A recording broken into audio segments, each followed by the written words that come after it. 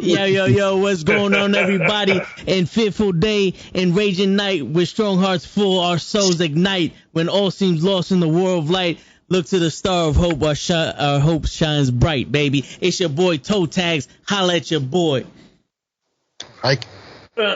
My name is Jeff. How do I follow up to that? How do I follow up? Word, he killed it. You could call me Mr. Star-Lord, a.k.a. T'Challa. Nah. What's up, everybody? I am Cabs1Up. You can find me on Instagram at Cabs, CABBZONEUP, Cabs1Up, a.k.a. Deep Voice. Just here, ready for another podcast. Star-Lord T'Challa is king. That's it. Well, listen, if y'all don't know who it is, I just got to play one clip for y'all. Oh, boy. When I say, who's the master? You say,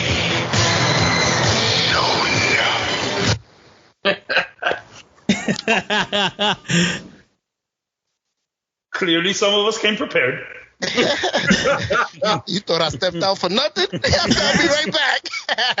My man edited that in that 5 minutes. He called me. I was like, yo, give me a second. Go ahead, my bad. And now for your MVP. In brightest day and darkest night.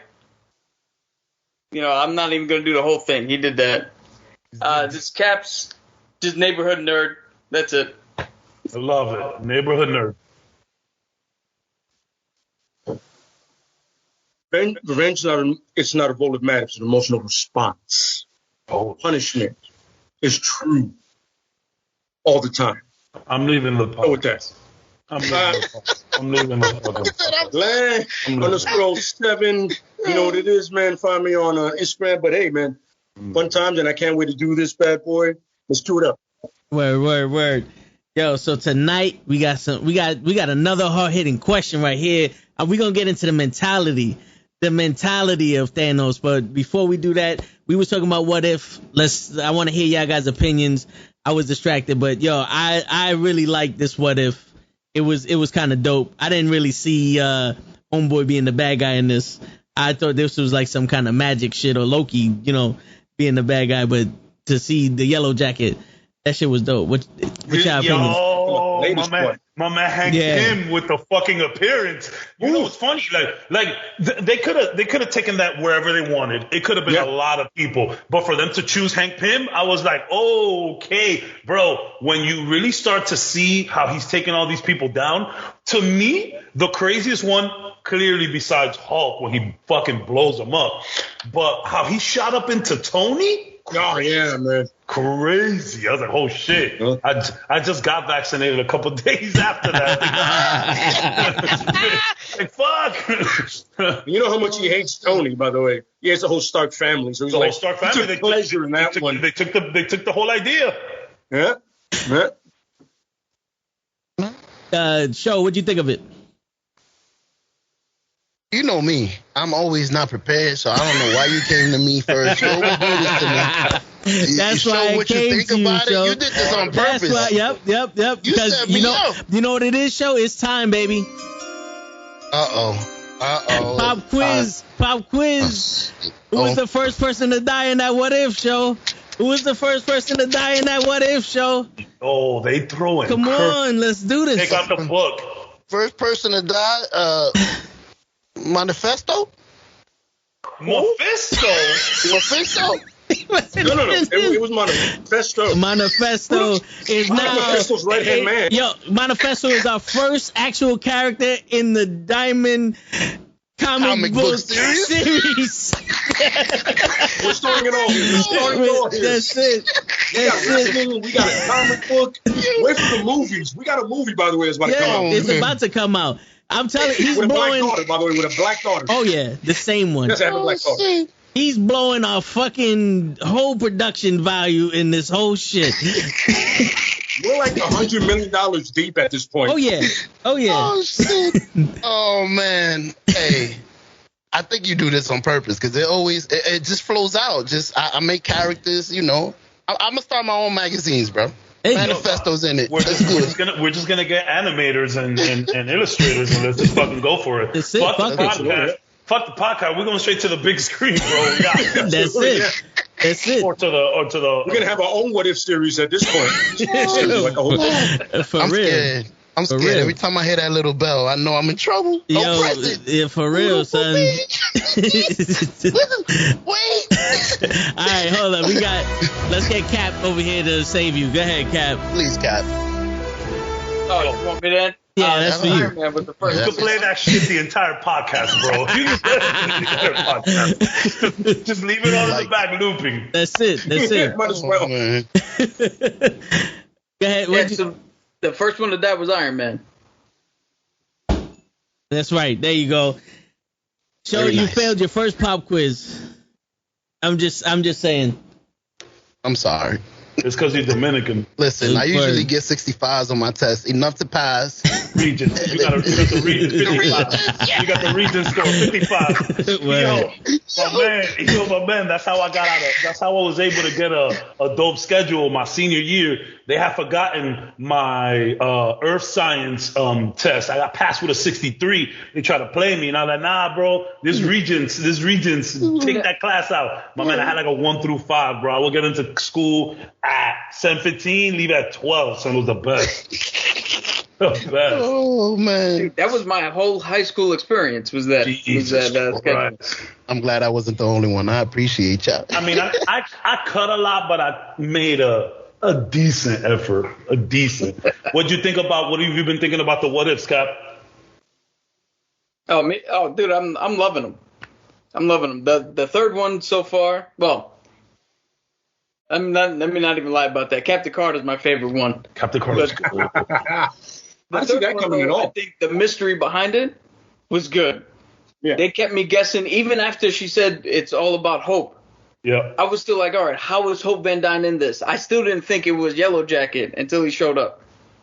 And the fact that he was Yellow Jacket was dope, by the way. The crazy thing he wasn't just Ant-Man. He was Yellow Jacket. He had stepped it up. Yeah. When Black Widow was looking for the files and shit, I saw that it said Janet Van Dyne. So I was like, and then I saw that they looked at Alexander Pierce, and I was like, I had to rewind that, and I paused it. I'm like, yo, what the fuck is she looking for? And I saw Janet Van Dyne. I'm like, man, they've been mentioning this shit a lot. They've been mentioning Hope. They mentioned Hope before. They mentioned Janet. They showed her there. I'm like, yo, what's happening? I still didn't know it was going to be Hank Pym. Yeah. Dude, I didn't even peep that Fury was acting weird. I just thought he was doing his spy shit and like just trying to throw him off. Like, what do you mean they died? And what do you mean this? I didn't even catch that it might have been Loki. When he said, I don't care, I was like, that's not Fury. Because Fury, even though he picks people randomly, he does, like Black Widow, he does care about her. He wanted to change her, you know what I mean? He does. When he said, I don't care, and then I saw the way he was moving, I was like, wait, Fury's good, but he's not that good. You know what I'm saying? Like, that's what I'm saying. Good. He was. I was like, yo, Fury, what are you doing right now? I was like, wait, that's too good. Fury's good, and he has like an immortal serum, but he's not that good. You know what I mean?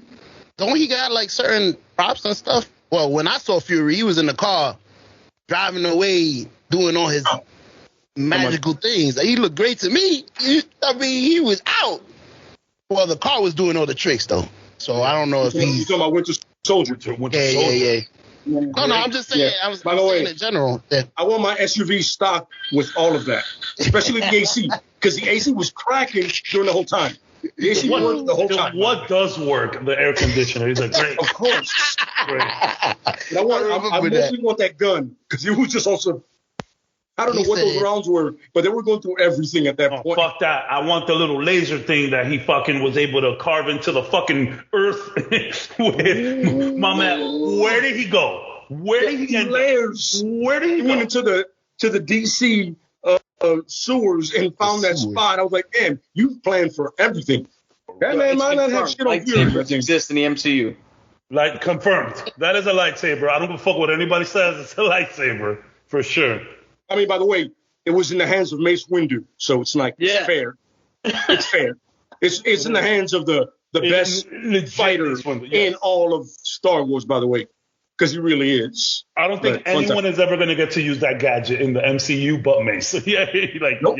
Nobody will. Not. Go ahead. What did you think about What If so far, Le? I'm not gonna lie to you.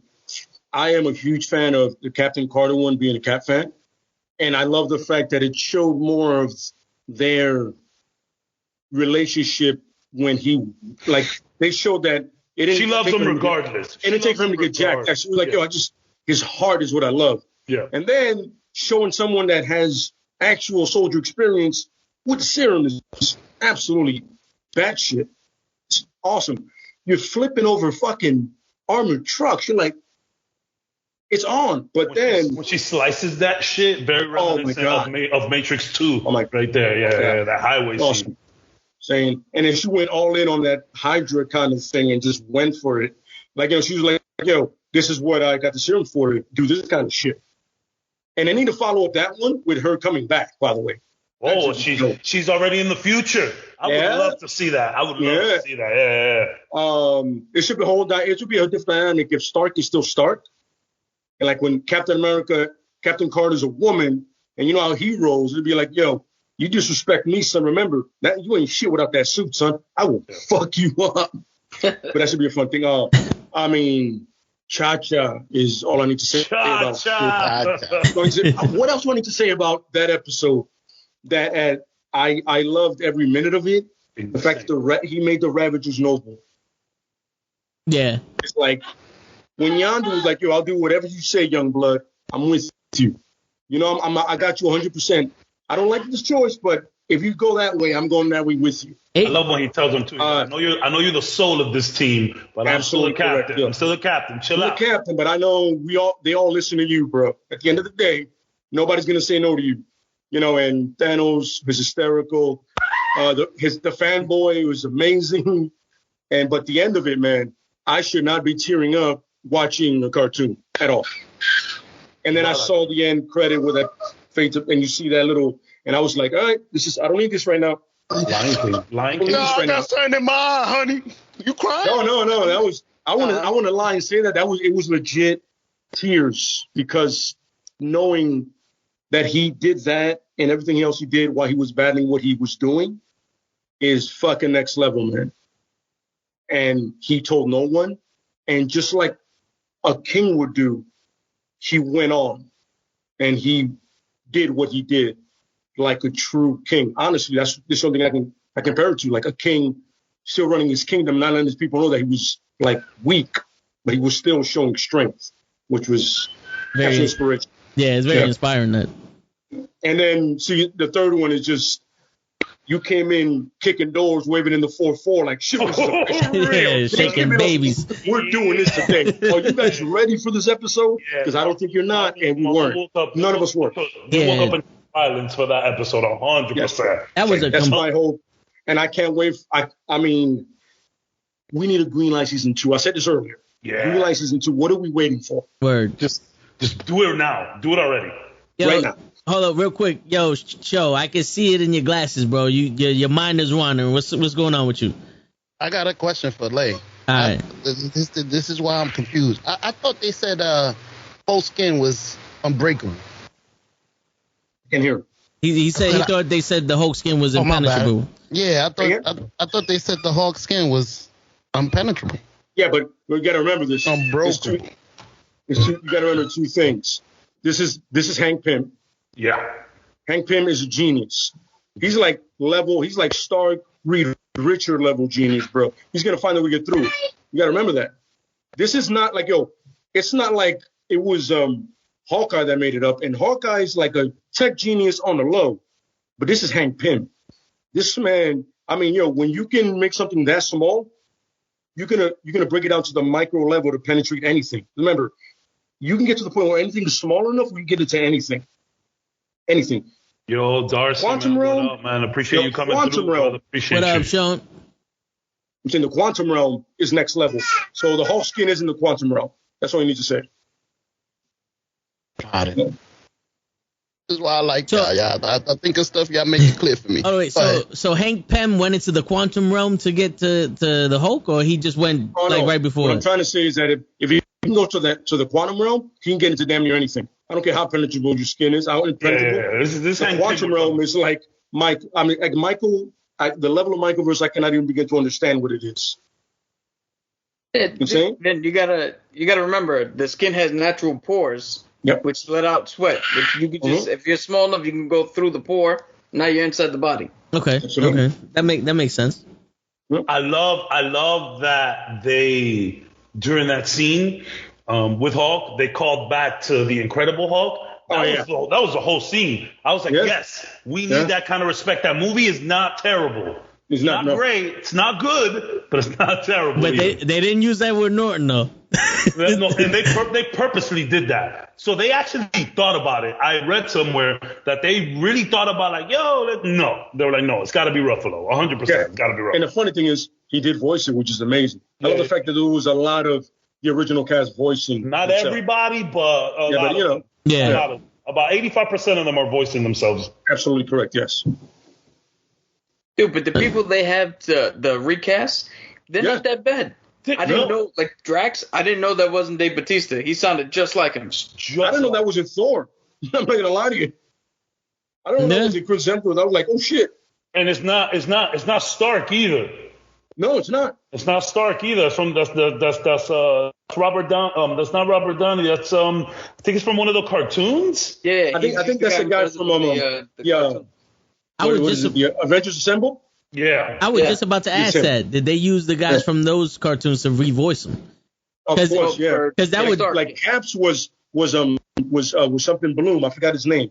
He's in the A-Team. He's a bad guy. Pike. I could tell it wasn't him though. I could tell. The Cap was the only one that I knew of that. Man, that's not Cap. But Stark, I thought it was him. Thor, I thought it was him. Drax, I was like, yo, that's Batista. But apparently it wasn't. Same here. Lake Bell.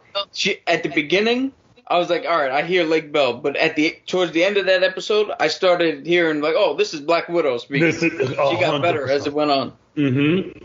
Question, Hank Pym, wasn't he Michael Douglas? That's Michael Douglas. That's who played the voice. That was Michael Douglas, by the way. That surprised me when I read that. Me too, yeah. I was like, okay. And it looked Michael Douglas is all in for Hank Pym. He loves this comic book shit. Oh, yeah. Like when he talks about it, he loved it. It could have been the smallest role for that shit. He would have been like, yeah, I'm down. He loves that shit. You know, people like Iron Man and these dudes, they're tired of it. You know, we made our money here. Yeah, you know, voice a cartoon. Go ahead, Tags. That's a perfect segue because the next subject is going to be where you guys found your love for comics. You know what I'm saying? So, you know. I actually have like a story for this ready. Yes. So I'm gonna let y'all, if y'all want to go first, but no, please.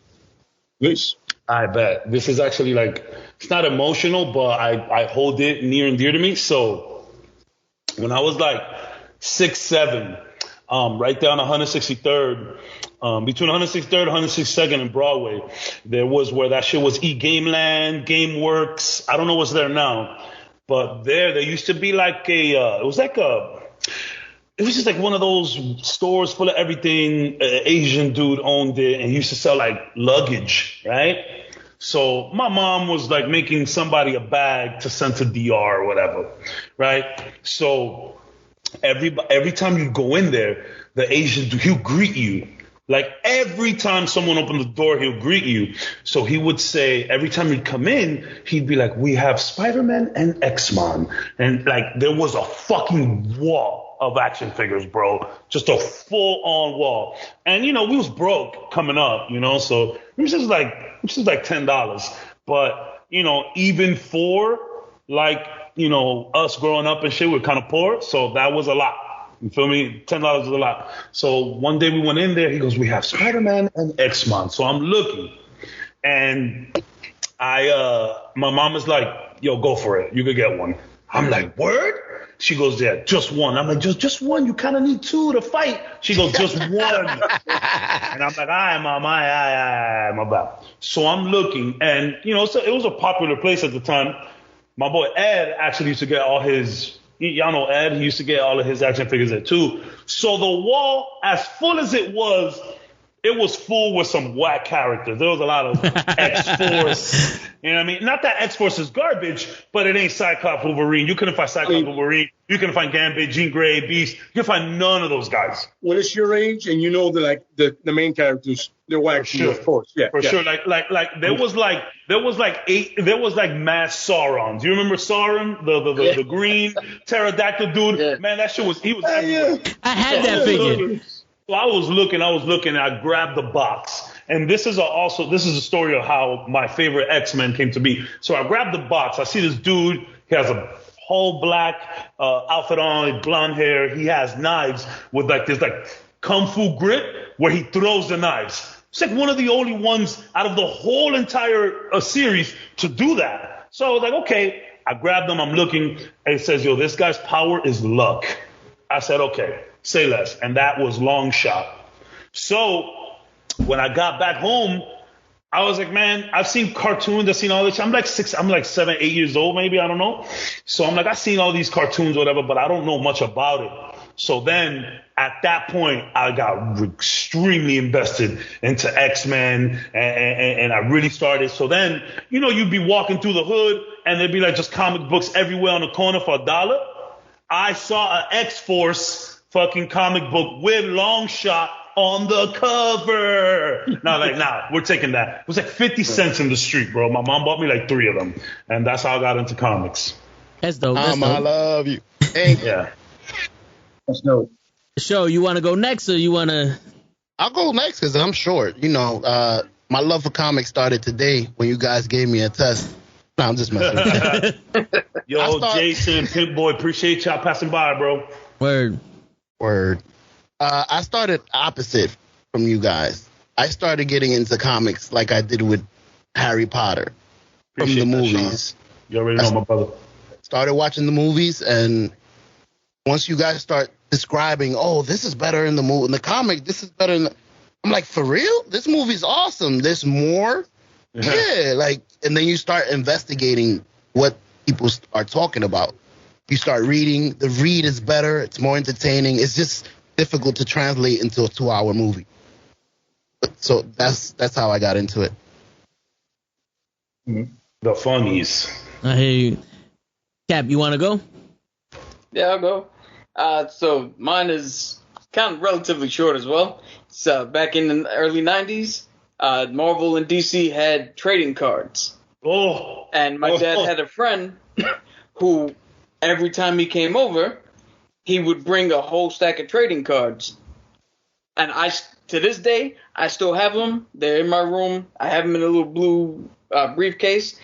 And on it, the original ones, they had the character in the front and the back. They had a power grid, tell you how intelligent, how strong, how powerful they are, and a little description of their backstory. And after reading all of them and seeing all of them, I like the artwork, I like the story behind it, and I just naturally progressed to let me read the comics and see what they actually do and see what's going on now. That's where my love started. That's where my love of Blue Beetle started. As you were saying, how Long Shot's one of your characters. Love of Blue Beetle, because the card I had was, the artwork on it was so fantastic, and I thought his story was just, like, he was a cop who just, the original one was a cop. The next guy had a, had a tech company. Yeah. We didn't get to the new one yet, because it was back in the 90s. But just the fact that these guys, that they pass down the mantle, and different heroes different people can be the same hero. Shit like that. It's the first time I ever seen team ups where Daredevil and Ghost Rider, two of my favorite. I actually have the card where Daredevil and Ghost Rider were a team up for the card. I had a little story in the back. I have that same card. Oh, this is from the same series. Yeah. Oh man, those cards. That's where I got my love from. It started with the cards, and then it progressed to reading, seeing the movies.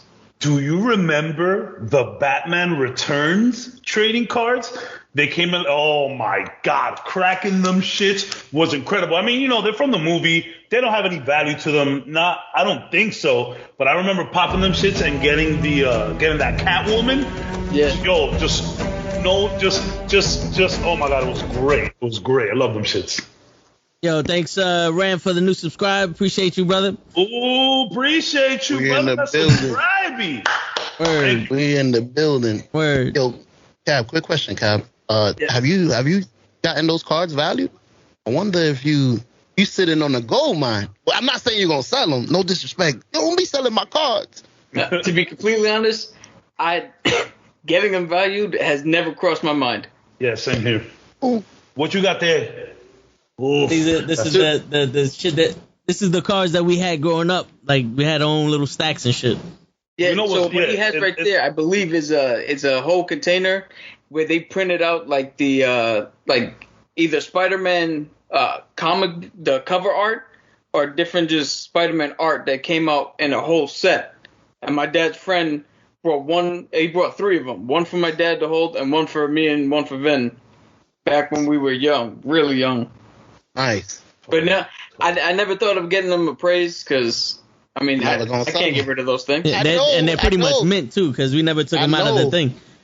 You're gonna have money in your pockets. The thing about that is that you gotta sell them in sets. So if you don't have a particular set, they ain't gonna give you shit. Yeah. Yeah. And I'm talking, I got the old school DC ones where the whole card is like gray, except for just the center of the On the gold mine. Word. Yo, Lay. Go ahead. Oh yeah, mine is it's a kind of a movie comic book thing. So I had my father's friend was a comic book guy, and he gave me a comic book, and I was like, all right, you know what I'm saying? I was just about the movies at this point. This was like 89, and he gave me a Punisher comic book. War journals. My man set you off on the wrong path for the rest of your life. Yeah, I was like, elbows. I was already a violent motherfucker from the start. I didn't know that, bro. I was violent from the movies already. It was like it was terrible with the movies. And all of a sudden I'm like, war journal. I'm like, all right, sounds dope, you know. And then all of a sudden, like I read he's a Vietnam vet. I go, all right, Chuck Norris kind of deal, whatever, you know. American Ninja deal. All right. And I read it. And I get invested already. I'm a fan, right? And then not too far off that, like a little, I see after that the Dolph Lundgren movie, right? Oh God! So we're gonna add layers and layers on top of violence at this point, right? Then I see the Tim Burton movie, of course, with Batman. It's dark. I'm done. That's it. I'm getting comic books now. I'm watching them, right? And I'm doing this, right? And it got to the point where it was movies, pro wrestling, and comic books. You know what I mean? And then that inspired, like I was already doing martial arts, that inspired everything else. Like it was a flow of everything going to that same direction. Yo, like I could not pick up certain comics at one point. And then the Punisher just got silly. So I stopped. And then they did Walking Back Frank. He was like, yo, he came back to reality. And I was like, I'm back home now. I'm back where I need to be with Frank Castle. And then the other characters, I mean, Wolverine is it's kind of an offshoot of Frank Castle. Batman, you don't see similarities. But then with Nightwing, it was a thing of not being who brought you up, being better than that person.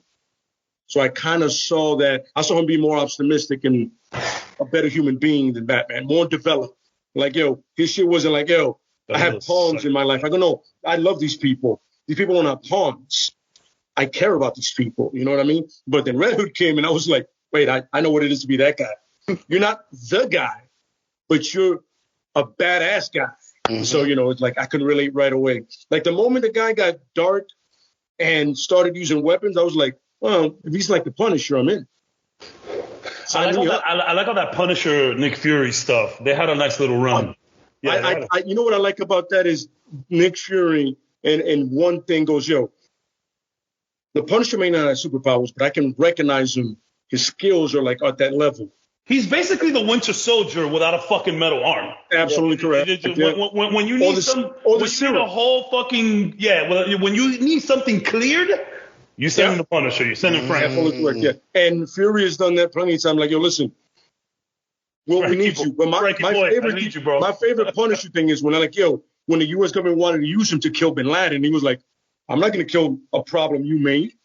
That's your fault. That's the CIA's fault. That's real. I don't clean that kind of mess up. I clean the trash that has nothing to do with you guys.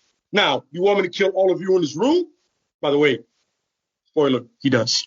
Everybody in this room can die right now. Don't even answer that. But I'm not going to go out and kill somebody you guys funded because you thought it was a good idea. Then they came back and bit you in the ass. You didn't see that? He goes, yo, you didn't see that coming? Really? I did. Not my problem. But that was it. It was pretty much. That's what I think. What If season 2 should start doing? Bringing in those motherfuckers. Bring in the Punisher. Bring in Dead. By the way, you know what should be a great what? You know what's a great what if, and I hope they do it. Is Spider-Man becomes a Punisher. I mean, don't they? But don't they have? Isn't that like a plan? It should be a plan. It should be a plan. But I mean, that's just. Oh shit! We got another sub. Ariel, oh shit! It's another sub. Appreciate you. Hey. No. Yo, listen, man. Y'all haven't told me about all the upgrades. Where are we right now? We got another sub. That was a sub. These know the sub? Yeah, there's another sub. Yeah. Appreciate you. Thank you. Oh shit! Ariel, appreciate you. Thank you, everybody, for coming out. Appreciate the subs. Oh, shit is lit now. I'm excited. Take a drink for that. Appreciate the love, y'all. Yo, those notifications have been made for years. It's just now we're hearing them. Now we can hear them. We getting there. We getting there. That's it. Yo, I want to. Next question. Keep the ball rolling. Next question. Keep the ball rolling. I want to give a shout out to Alex that corrected somebody in the group. Like, yo, we do wrestling Thursdays. Yeah. This is comic time, brother. Right. You know, and I appreciate the fact that he's like, yo, listen, they're doing something right now, so I'm gonna let you know what it is. Because he's a fan, so I appreciate that. He's like, yo, listen, don't have time to correct you, but let you know this is comics today. We do that Thursday. Definitely. Appreciate that. That's a mod. Go ahead. Comic Tuesdays, wrestling Thursday, movie Wednesday. Casey, I want the schedule. Sorry, go ahead. Okay. Oh shit! Pop quiz show. Let's go. Let's go. What movie are we gonna review tomorrow? Oh, see, now this one is easy. Put my fucking book away. We're gonna review. Wait a minute. Oh shit! Open book, yo. Guy with the afro. Brother, what's the name? The Undercover Brother? I don't. No. What? Why the hell? Undercover Brother. Oh man. Undercover Brother. We need to do that one, brother. We should do that one. That's a hidden gem. That's a hidden gem. That's gonna go on the list. The hot sauce dispenser he has on his fucking watch. Jeez. You can put it over the mayo? What the fuck? Yo, it's so racist. Seriously. The Bob Ross documentary. There you go. Tomorrow we're gonna be covering the Bob Ross documentary. Oh, I gotta watch that shit. Is it like sad? It's dope. Yeah, it's interesting. Unexpected. It's interesting. Yeah. Was Bob Ross an asshole or was he a good man? Yeah, he was a good. Yeah, you gotta watch it, but tomorrow we're gonna go in on it. Watch it. Yo, it's interesting, bro. Yeah, it's interesting. Like, you don't expect it to go that way. Yeah, that's what I'm saying. Like, oh, okay. Excuse me. If we tell you, you're gonna mess it up. There's been a lot of documentaries, and they just destroying all of our childhood heroes. How that Bob Ross is untouched. I don't want to watch it. No, he's good. Okay, cool. Yeah. But the shit that happened with him is crazy. Mr. Rogers is also untouched. So like, yo, Mr. Rogers was Mr. Rogers. That was his life. Yeah. Sure. Like that one dude was trying to look into it, and he was like, no, he's the same guy. That's who he is. Yep. Just a nice guy, apparently. Guys, people could be good. What we got next time? Well, all right. So I'm gonna give my little explanation of why I fell in love with comics. So growing up, my brother was in the comics as Cap, and I remember Halloween I was Batman, and I was a wrestler. You know, I was a wrestling fan, so me and him used to wrestle, and I always used to dress up as Batman. And then you have pictures as Batman? Not on me. Probably somewhere. Not on me. If I find them, I'll post them up. We gotta go to Vic. Yo, Vic, get the pictures. So everything for me was wrestling, but then you had the Saturday morning cartoons, and you know, we watched Spiderman, and then Spider-Man with the Punisher was one of my favorites. Carnage was one of my, like, everything I knew was from the cartoons, the Batman cartoon, the Superman cartoon, and the Spider-Man cartoon. Then the movies came out, and I was like, all right, this is just, whatever the case may be. And I didn't really get an appreciation for comic books until the MCU. because before, every movie would be its own independent story, so there's nothing you draw from. It's everybody's, vision of what Batman was or what Spiderman was, and they had different characters and all that. So you know the gist of it. But when the MCU started coming out, and you start seeing, they're pulling from comic book narrative for like, Captain America or Tony Stark and all that, and then I hear my brother going, but in the comics they did it this way, and I'm like, hold on, wait, you're telling me that there's actual documentation of this story, and it's better than what the fuck they put out there? I love it. But like the way he described it to me, it's like, why the fuck did they even just do that? It's like we have to adopt it for TV, but that don't make no sense. And then I started realizing, hold up, the comic books have deeper stories than the movies. 100%, yeah. And that's where it's like, okay, I'm not a reader. I'll be the first one to admit it. I'll dib and dab in the comics. But when I hear the comic book lore of it, everything like that, that's where I'm like, all right, I appreciate this shit. And it makes me appreciate the movies a lot more, because it's like they pulled from this one, they pulled from that one. Like when you watch the Easter eggs from the Spider-Man trailer, you hear like they got this one from the Welcome Home, they got this one from the Happy Birthday, they got this one from this, and then I look at Cap and I'm like, encyclopedia, turn to the page, Spider-Man, it's true, and he goes, yeah, let's see how they put it in the movies, and I'm like, yeah, you know what I'm saying? So it's like, it's dope to actually know that shit happened. It's like, to go back to wrestling or some shit, it's like when you're listening to people talk and they bring up a storyline they had back in the day. And, in their promo, they're mentioning that, and you go, that actually happened. He's actually using history to make this make sense. You know what I'm saying? So it's like the movie is like, so someone didn't just come up off their ass and design this for the movie. They pulled that out of the book, the historical documents. Like they took this shit out of the Bible. So that's why that's why it made me appreciate the comics more, because it's like, all right, this shit's making sense. They go in with these stories. So that's Segura the building. What up, kid? Appreciate y'all coming, man. I really appreciate. Sorry to interrupt. It's all good. What up to my people? Damn, Mauro on the building. Eli. I got my whole job here. I got my whole job. Oh shit, they in the building. Appreciate y'all, man. Welcome, y'all. Everybody. Welcome. Welcome, job. Don't get him fired. He's just talking comic books. Word. So that's going to lead us into our main event right now. Let's do it. The Thanos snap, right? So I know that the motivation for his snap in the movies is different from his motivation in the comic books. I'm glad they changed it. I feel you. Yeah. I feel this you. Is something I know. Oh shit. Yeah, and I wanted to ask y'all. Well, one, if somebody could clarify real quick what his motivation for in the comics for the snap, and it's also easy to impress Lady Death. That's all. Wait, don't take my only answer. It was for pussy. He did it for pussy. It was only for pussy. Listen. It wasn't quiz time. My bad. Next time I'll stop for quiz time. Yo, listen. I'm glad they changed it. The reason everyone loves Thanos, on top of Loki, on top of Killmonger, on top of Winter Soldier, is because of why he's doing this. Motherfucker stuff for 1 second, like, you know what? Maybe we should snap 50% of everybody. Let's just start from 50%. Let's not start from 0. Let's start from 50, because he's right. But in the comics, when you're doing that shit for pussy, bro. Like, nah, I didn't like that. I didn't like that at all. What is Mr. Death to him? Like, is that his girl? Because in the comic I was reading, she just came up to him, yo, I need half of the people gone. Okay, I'm going to go get the stones. Exactly. That's literally what happened. Okay. Sad part is you're absolutely correct.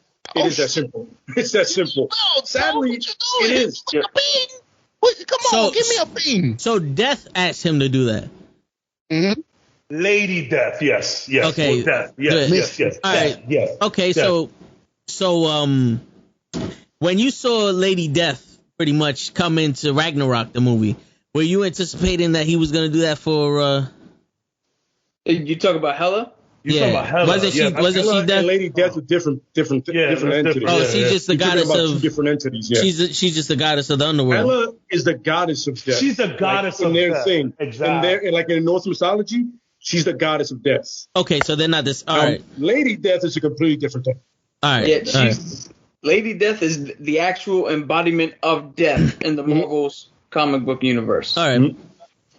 So, and Thanos has the hots for her. Because that's the thing. At the end of the day, Thanos is a guy. And guys like toxic girls. You know what I mean? So she is the personification of toxic. She just literally said, yo, I want half of the people wiped out. And my man just went on a fucking tour getting all of the stones and bam, just did it. I'm so glad they took Lady Death out of it. Yo, Thanos is in the comics, he's the biggest fucking simp. The biggest sin. She didn't even give him nothing at the end. She just was like, whatever. Who does she fall for? The biggest, silliest asshole in the world, Deadpool. That's who I want to get into also. The silliest idiot ever. She was like, we don't talk about that. We don't talk about that. Real quick though, we got Sean saying that he agrees, but he loves Loki. Yo, shout out to Loki, bro. Shout out to Loki. Especially after the great show. Yes. It's so who would I talk about? Thanos is a Miami guy, 100%. I'm pretty sure Thanos has popped a bottle or two for some pussy, bro. I guarantee you that He's Thanos popped a bottle for a bottle girl. Oh my God! Like, 100%. The stripper loves me. The stripper loves me. She actually cares for me. Go ahead, Tags. So all right. So before we get into the dynamic of Death and Deadpool, I wanted to ask the character of Thanos in the movie and the comic books, at least for this series, the Infinity series, did he still have that nobleness to him in the movies, where in the movies he was doing it, for, basically resources to be spread wild and all that other stuff? Was he still that type of person in the comics, or was he just straight out, I'm trying to get some pussy, fuck y'all? Thanos was an absolute maniac. Made it because you see, all right, the Mad Titan fits exactly. Like, he was all about pillaging, fucking shit up, and all of that shit, right? However, like in the movies, in the MCU, he is like that. But bro, there's a lot more diplomacy to Thanos in the MCU, and there's always some meaning behind something. In the comics, he's just nuts. He's just crazy. It's completely different. Yeah. I enjoyed that version of Thanos though. With the ring, let me show you what this used to be. Sheen. He's a little, you can see he has a little sensitivity to him, but he's gonna whip your ass. I'm still gonna snap my finger, dog. By the way, I love the fact that there's like a racial group pronunciation with Thanos and Thanos. There's like that. There's like that. Like, there is no Raz or race. There's no wrong. Thanos. Right? It's like you can either way you say it. Everybody's like, yo, you know who the fuck I'm talking about. Exactly. The purple guy with the fucked up chin. Yeah, you know who I'm talking about. The nutsack face. What up, yo? Appreciate you, man. Damn, everybody up in the building, son. Word, we out here. Yo, thank you so much, y'all. Appreciate y'all. So you got another question? Oh, can I ask? So, go ahead. If you. Wait. Let Cap go.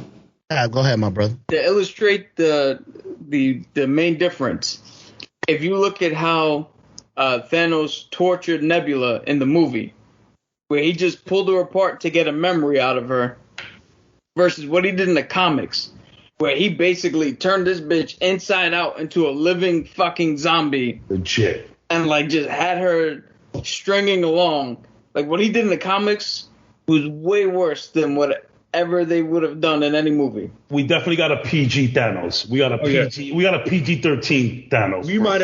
That might have been an NC-17 movie. The way he would have done the business he did. Yeah. There would have been nothing, and that would have been nothing sexual. That would have been so gory. They got to be like, yo, this is what we got to do it, because the shit that he pulled off. You know what? PG-13 Thanos is scarier. Because a villain that you can actually agree with, and a villain where you can see his point, is a lot scarier to deal with than the dude who you're like, oh no, he's just bad, we got to stop him. Because then you start questioning yourself when you're like, does he have a point? I might actually agree with him.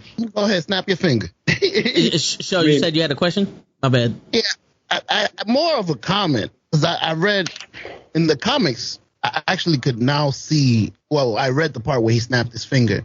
And for me, it was a lot more dramatic in the movies. I don't know if it was for you. It was. It's hard to get that across on paper. Okay. You know what I'm saying? Yeah. And not only that, again, we went on a rant about Infinity War, Endgame, and all of that shit, bro. It's just seeing all those people dust at the end, bro. Like, yeah, man. When he snaps, we see a couple people, whatever. We see some life, but we don't really see it go down like that. But man, just seeing these characters that we've grown to love. I mean, let's talk about Bucky. We talk about Spiderman. Like, son, like this shit was crazy. So that's why I feel like it was more impactful. In the comic, it's just like snap and everybody was gone. You know what I mean? Yeah, like one page, you got a panel, we're good. Another panel, everybody's gone. You're like, there's no bill. Like, no.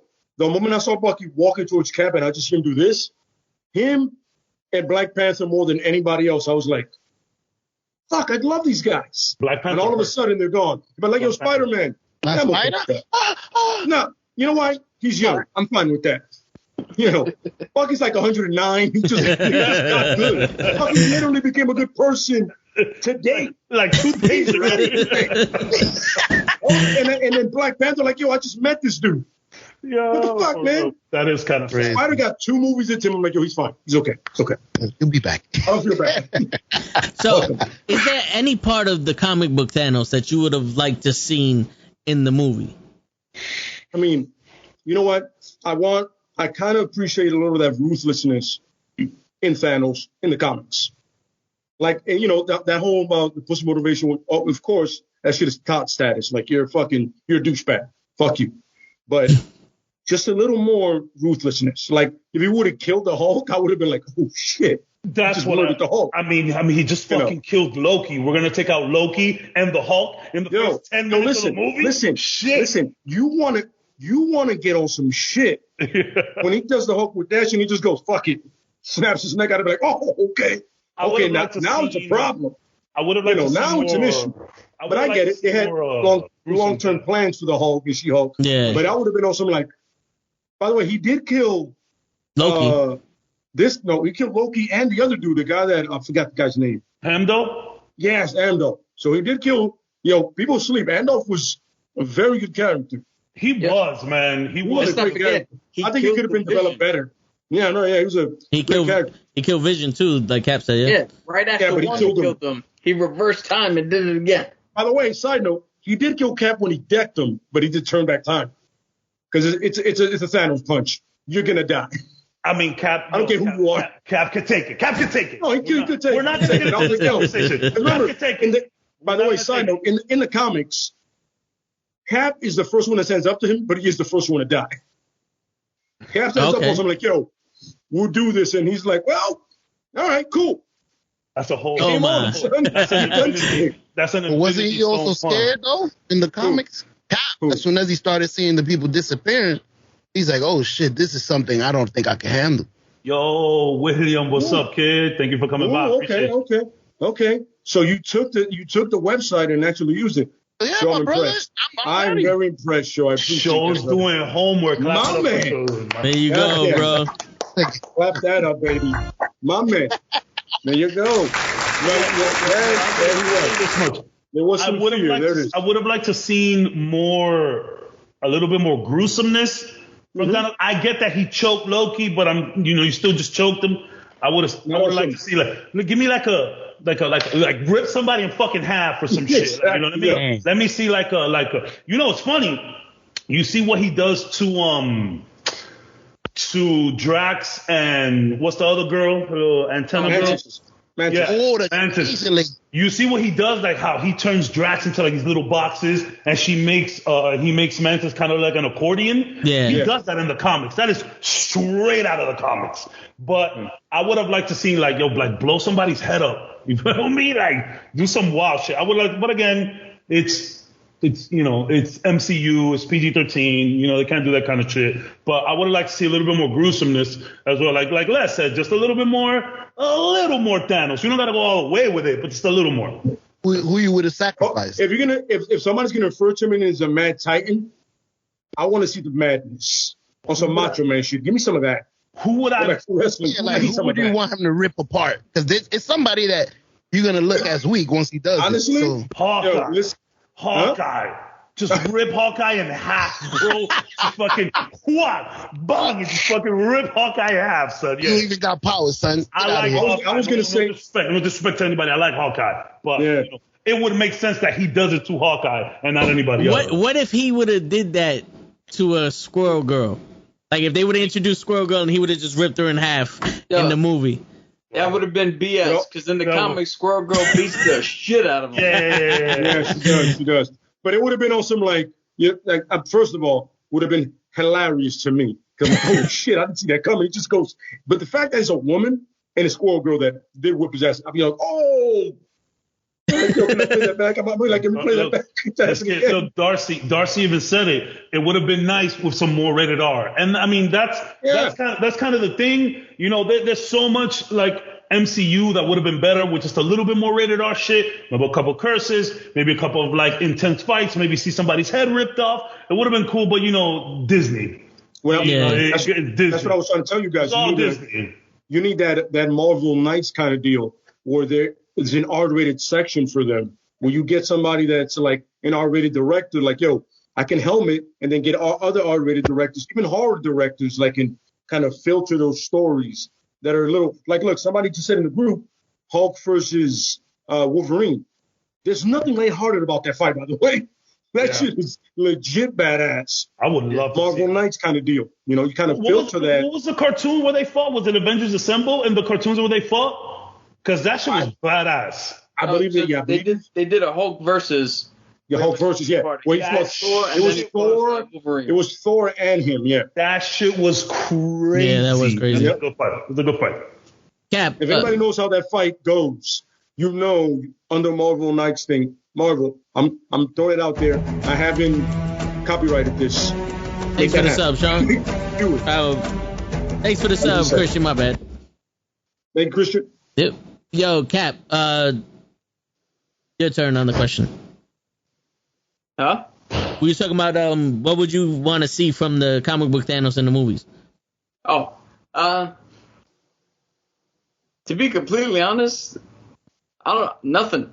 The Thanos that I got in the movies was so satisfying for the story that the movies were telling. Yeah, I don't think you needed to add anything. You didn't need that gory. You didn't need, everything was exactly where it needed to be.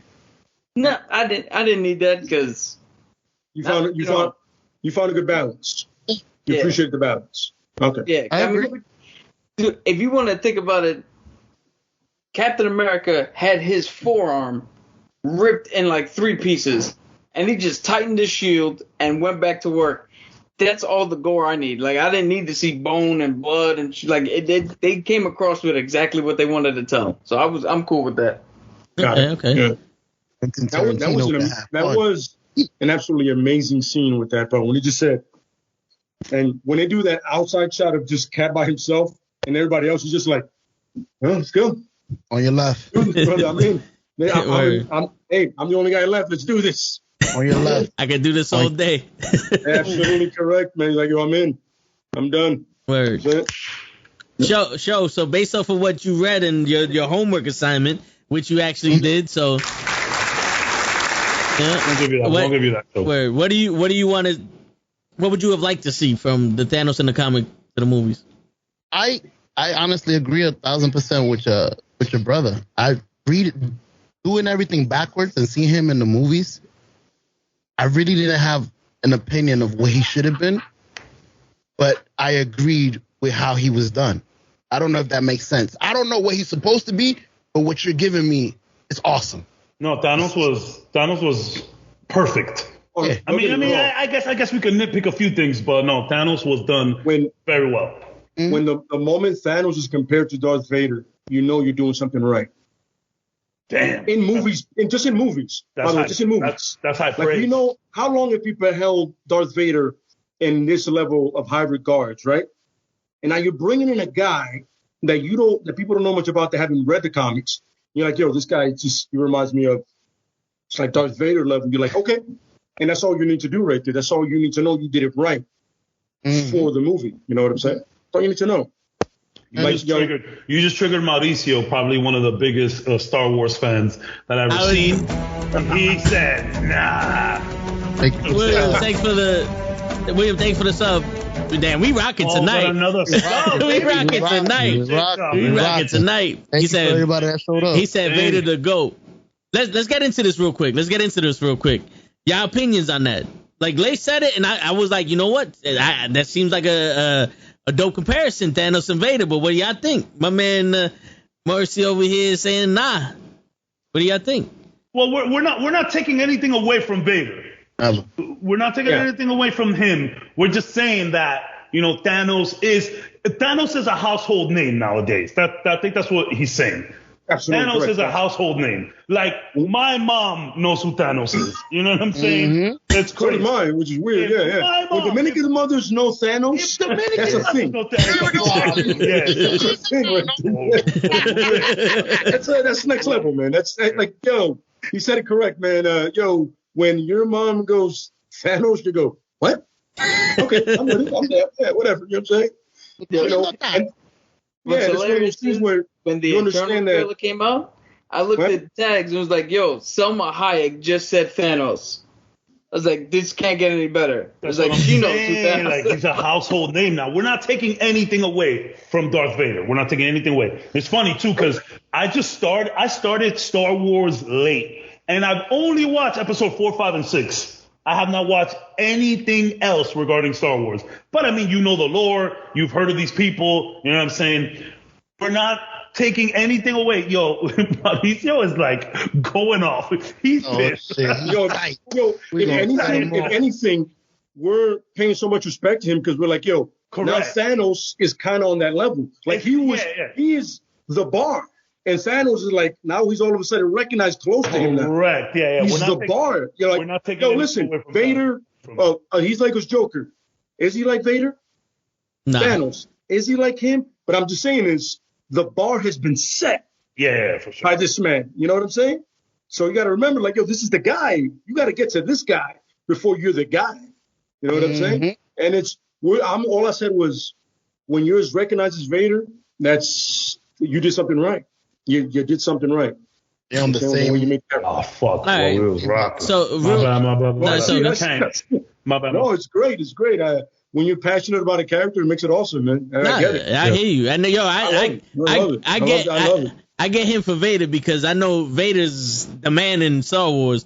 It's like, you know, that's what I'm hearing. And Thanos is the man in the movie, in the movies, but you know, you don't really get too much comparison with Vader.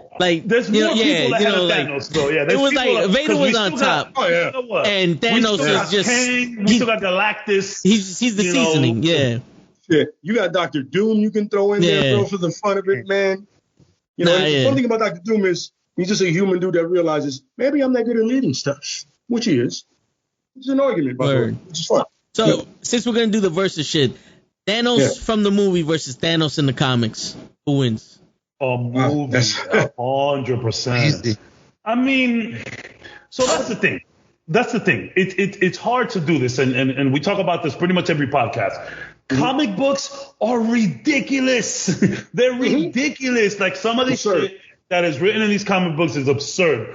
But, you know, I think you've had more time with Thanos in the comics. Depends on, you know, what you read and even what you played, you know, Marvel superheroes, whatever it is. I think we got to spend more time with Thanos in the comic books. So if you say the comics, I completely understand. My problem with Thanos in the comic books is his motivation. I feel like that's the number one thing that they changed in the movie. And I think that's what worked out the best. They gave him motivation. A lot of these Ronan, for example, from Guardians of the Galaxy, his motivation was what? To get the stone for Thanos, but he was going to keep it anyways and betray Thanos. Like, oh, we never seen that happen before. But then Thanos comes through. Did they betray each other? And Thanos comes through. He's like, look, I don't even want to kill everybody. No, I'm going to kill half of everybody. Half of all living things. So even plants, animals, everything is gone, but it's random. So it's like you're looking at it, and then you have the whole thing with Homegirl. Gamora, and like how he picked her up, like he's literally slaughtering her family. He's like, look over here, look at the knife, look at the knife. You know what I'm saying? So I feel like while Thanos in the comic books may be better for the OGs and people who, you know, are diehard comic book fans, I feel like his motivation was better in the MCU. Okay, but in a fight.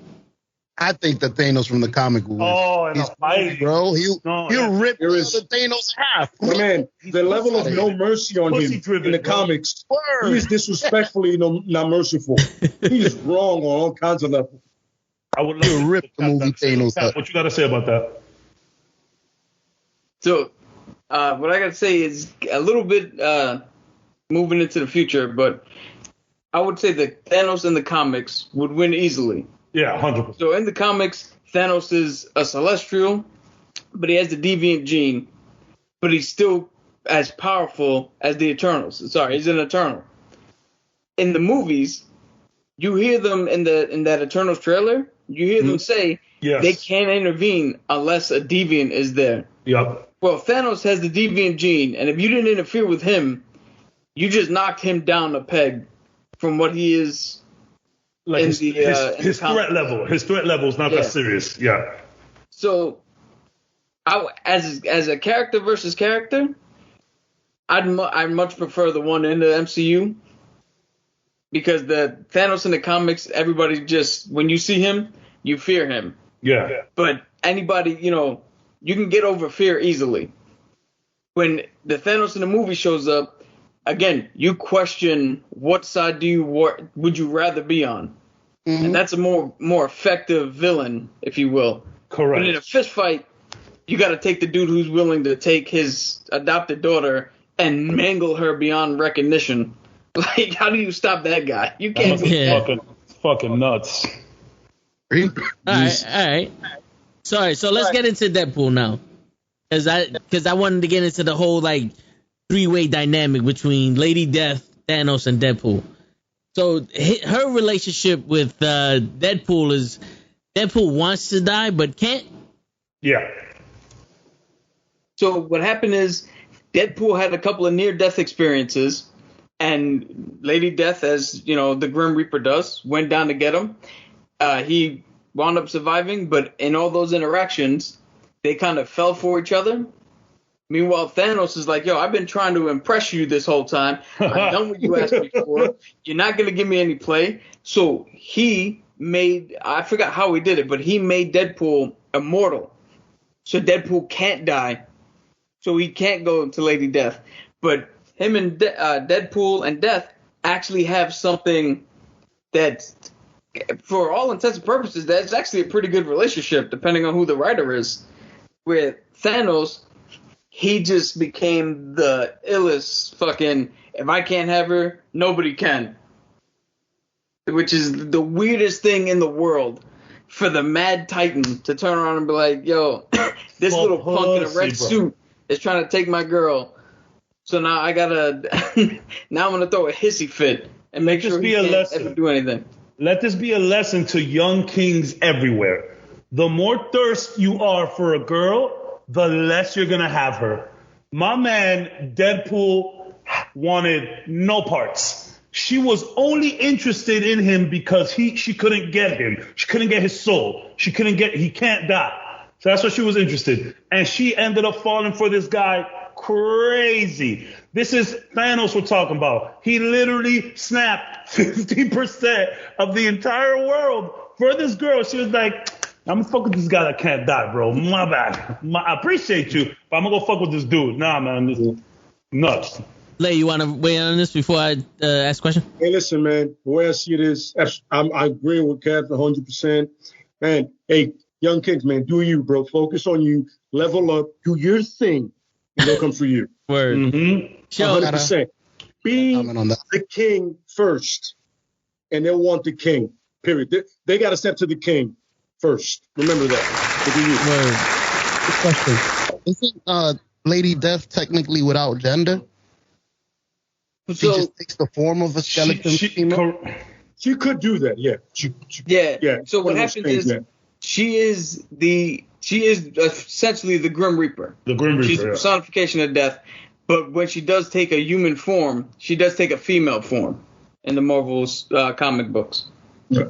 Okay, so I have two questions. Nothing resembles death more than women. That's for sure. Right? They suck the soul out of you. Whoever, by the way, side note, whoever designed her got hurt bad. Yeah.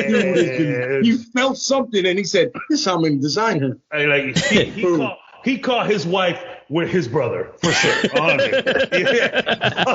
Buddy was a. He definitely did. Things went down in that guy's life for sure. She went left and he was like, "Oh, I know how I'm gonna do this. All feelings are coming out on this page."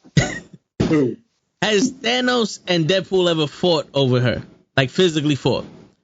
Or was there just interactions Thanos knows about him and then he just like made him immortal? No. So I believe that there was some kind of like just it was because that's the thing. How many times has Deadpool gotten into it with people and not really done anything but just kind of fuck with them mentally? So I never saw like a fight with them. Like a lot of Deadpool's comics, he's just talking shit, bro. Sometimes they don't even fight nobody, bro. But I'm not sure about Thanos versus Deadpool. I've never seen anything like that. Yeah. Like the only interaction I've ever seen has been verbal. So it's like panels of them talking to each other. I don't know if Cap has seen different. So from what I know, they've never actually fought because of Lady Death, but there has been instances where like Deadpool kills the Marvel Universe where he has killed Thanos, and other comics where Deadpool has the ability to break the fourth wall, which is the strongest power to have in comics. So there's been times like when he kills the whole Marvel Universe, and one other time where he just killed Thanos, but it wasn't because of Lady Death. It was them together in the book. It was Marvel shit. Yeah, exactly. So it was like on some like the way they took him out in the movie, just a bunch of Avengers taking out Thanos. You know what I'm saying? And he's been able to kill him twice. Okay. So, yeah. I think that fight would be boring though. I mean, Deadpool can't die, and he definitely can't beat Thanos. So Thanos is gonna rip his ass off every day, and then he'll just come back. Well, so here's the thing. Yes, Deadpool can't die, but if you separate him and put him to the furthest ends of the galaxy, you're gonna get rid of him for a very long time before somebody finds him and puts him together. You gotta keep him separated. Yeah. Okay, which reminds me of his movie with when he's growing his little legs. Fucking hilarious. What's going on, La Flaca? Oh my God. Word. Flaca in the building. What's up, Flaca? So, my next question is, why does Thanos want Death so bad? Is it the same reason why Death would want Deadpool, or is this something different? Like, does he really fall in love with her, or is it one of those, if I could bag this chick, I'm the biggest player in the world? I'll tell you this much: it's fucking toxic. It's just the thing about Thanos is just enamored with death as a whole. So when you want to kill, when you want death, when you want blood on the street, especially what happened to him, his upbringing in Titan, all of that shit, my man just wants blood at all times. And if you are that type of person, you got to go reach for the person who runs the whole show in terms of death. I think he just likes death. Right, it's not necessarily her. It's just the concept of death that he likes. Okay, so before you guys answer that, let's get into his upbringing in Thanos real quick. For like say me and Show and everybody else who's not familiar with how he was upbringing in Titan. So you want me to tell you the revised version? Both versions, if you got time. Try to simplify it. We got that. So real quick, like I said, Thanos is born an Eternal. So he's super powerful being, but he had the deviant gene. And like the red-headed stepchild, they literally just abandoned his ass. And he grew up. His parents? Yeah. His parents, his family, his brother doesn't acknowledge him. Like, they don't acknowledge him because he's... To picture this, man, if everybody in the family looked like you, and then I show up, everybody cast me out. You're a Snow, basically. Yeah. And I know his brother. Brother is the Yeah, we need kind of looks like Shazam. Kind of looks like Shazam. Star Fox. Yeah, Heroes. That's a whole different fucked up power. We talk about that later. So that's the basic of the origins of him. They're the first origins where he just grew up with this, like Cab says, this obsession with death and with power because everybody casted him aside. The revised version is, and this is a little crazy, and I mentioned this before, but this I don't know. So, Ghost Rider 2099 turned out to be Frank Castle made a bond with the Ghost Rider spirit, went back in time to kill Thanos as a baby. Couldn't. So the Don Cheadle shit that actually came from somewhere. Yeah. Oh, that's funny. Went back in time to kill Thanos as a baby. Couldn't do it, and raised Thanos from a child all the way up to his adulthood.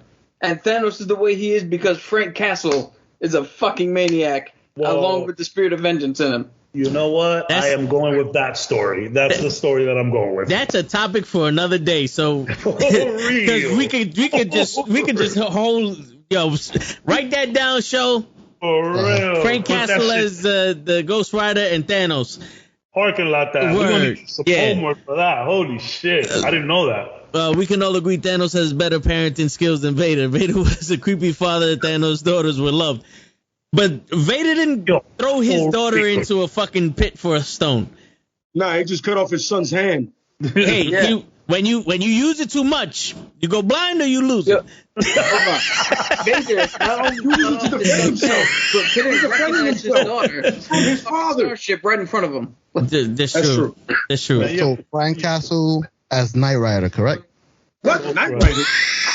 Ghost Rider. Ghost Rider. By the way, I'm going to pitch that show. Can we talk about that? No. I'm pitching that show, by the way. Yeah, that's going to be the second comic that we write down for Diamond Comics, bro. There you go. Frank Castle as Knight Rider.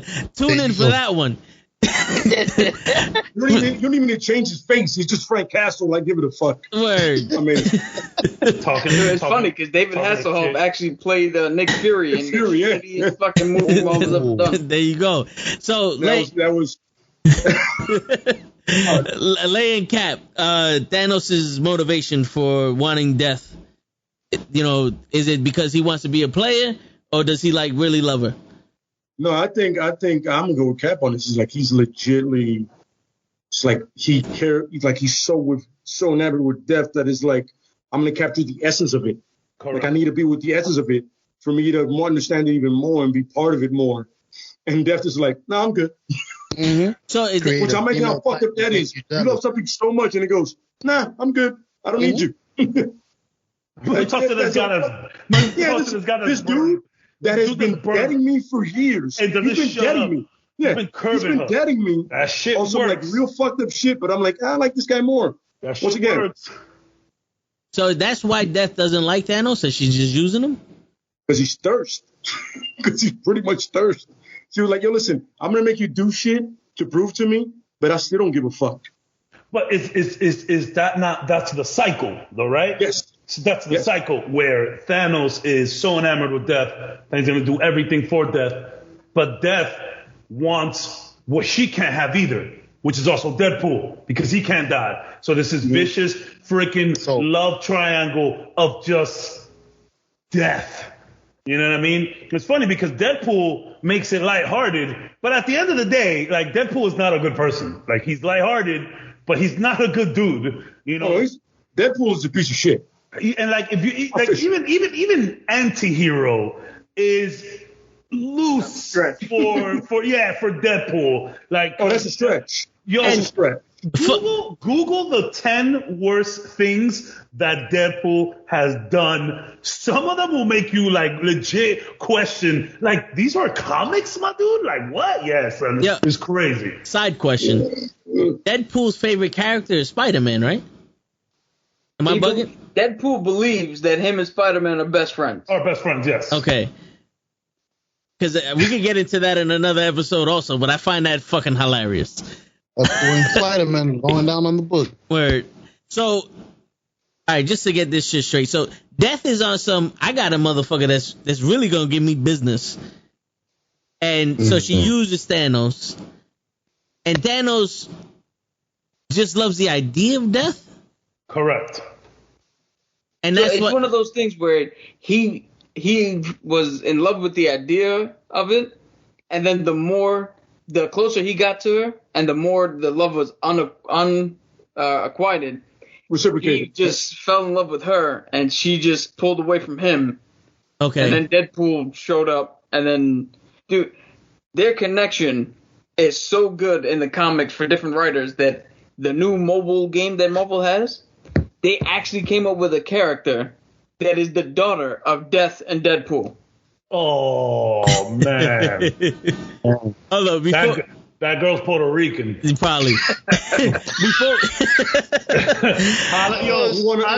yo, Ricky with the funniest comment. My man said novela of death. Word. Legit, that's what it is, bro. Yeah. It is a novela of death, bro. That should be the name of the comic book when they make a comic book of this podcast real quick. Some New 52 shit. Word. Novela of death. Hell yeah. So, all right. So let me get this straight. This is what I'm seeing for Thanos. He's infatuated with killing people so much that he loves the idea of death and goes, I need to fuck death. And then he gets so obsessed with wanting to fuck death because that's the next level. That's the next level he can get into death. And he falls in love with the incarnation of death. Which is like gender neutral. I mean, she walks around like a girl, but, she could take any form she wants. I would say she's gender neutral, which is fun. Does that make her more appealing to Thanos? Because maybe she could take a fucking, a shape of another Eternal. He could fuck them, and that way it's like fucking his family. I honestly don't think that plays a part for Thanos. All right. Yeah, I don't think he's worried about that. I think he's worried about that deep. You put the word Mad Titan. I'm thinking of the Mad King. Somebody in Game of Thrones fucked their mother. I'm just saying. Two and two together. No. You just found a way to make it weird. Hey. Mm-hmm. Yeah, you found a way to make it weird. You found a way to make it weird. That's what I do. That's what I do. We're talking about a guy who chopped off his legs, had a baby dick, and jerked off in the movie. See, so now we got left. Now you're taking it way too far. Hey, that's how we got to do it. If you look at Death, she looks pretty cool. She has like this. Something? She looks like homegirl from the Titans, from Teen Titans. You know, we're gonna look it up right now. Raven. We're gonna look it up right now. She looks like Raven. Show. Oh shit. Pop quiz. Pop quiz. Come on, man, look alive. How come Death and Deadpool can't be together?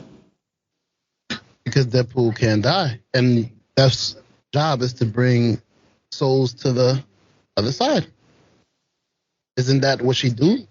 Judges, are we going to give him that? Yeah, I'll give him that. All right, we're giving that. Okay. Let's make it show. All right, there you go. To get souls to He's been listening. If you guys watch Castlevania, the Netflix anime, the last season is literally Death trying to get people to kill as much people as possible so that he could feed for years. That's literally the plot of it, and it's really good. If you guys have not watched Castlevania Season 4, I suggest you do that. You should also watch the Witcher anime as well. That was pretty good. That Witcher anime is really good. Really good. Really good. Oh, shit. Somebody's here? What happened? Is this the Death I'm looking for? So the one right there. So the one right there in the middle. So the one to the left, the first one.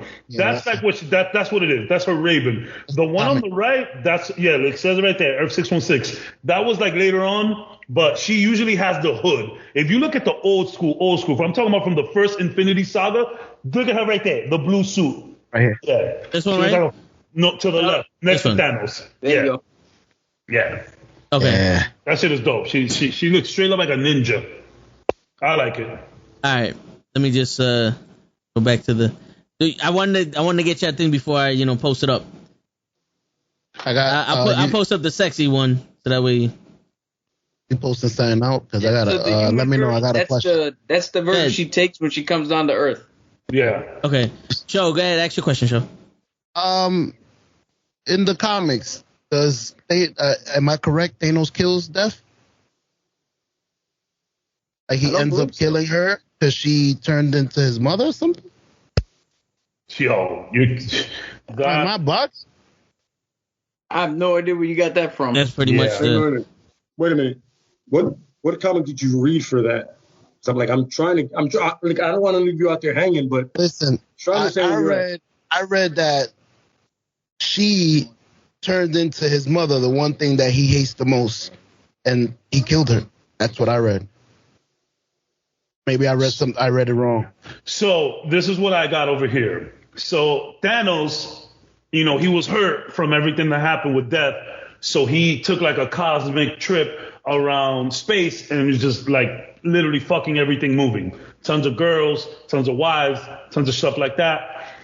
That Lady Death kind of didn't like that. And she convinced him to go and kill all of them. My man, I'm telling you, bro, Thanos was the ultimate simp for this girl, bro. I'm telling you. It's really weird. It's very weird, which is why I'm glad that they left Lady Death out of the MCU. There's no need to be there. Like, I'm glad they didn't do that shit. In fact, a lot of these sagas from from Marvel as a whole, Avengers, all that shit, a lot of these sagas are just were like stupid little moves to sell comics and toys. Most of them were just that. Every time there's a saga, it's just comic book writers and creators putting a bunch of fucking characters together to A, sell comics, B, sell toys. Half of the sagas in the Avengers is just to sell toys and comics. So keep that in mind. Keep the lights on, baby. Gotta keep them lights on. Word. Listen to this quickly. Death has become wary of Thanos and his tricks. So she believes that she tricks him to believe that she is the person he hates the most in life, his mother, and messes with his head. Mar-Vell reveals the truth to him and his heart is broken. Titan uses Mar-Vell's ultimate nullifier to destroy Death. That's what I read. Holy shit. See, was that part of the Infinity War? Say that again? Was that part of the Infinity Gauntlet? No. That was just me. That was not some... That part of the fucking.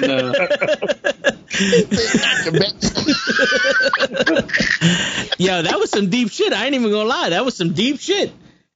But sounds like a polka dot man in DC. Word. See, I was gonna ask the question: has Death ever gave anything to Thanos? Like, has she ever tossed him some ass here and there, or was it always just the carrot and the stick? You don't even talk to him, bro. She sends a minion to talk to him. How's she gonna give him sex? You will address me.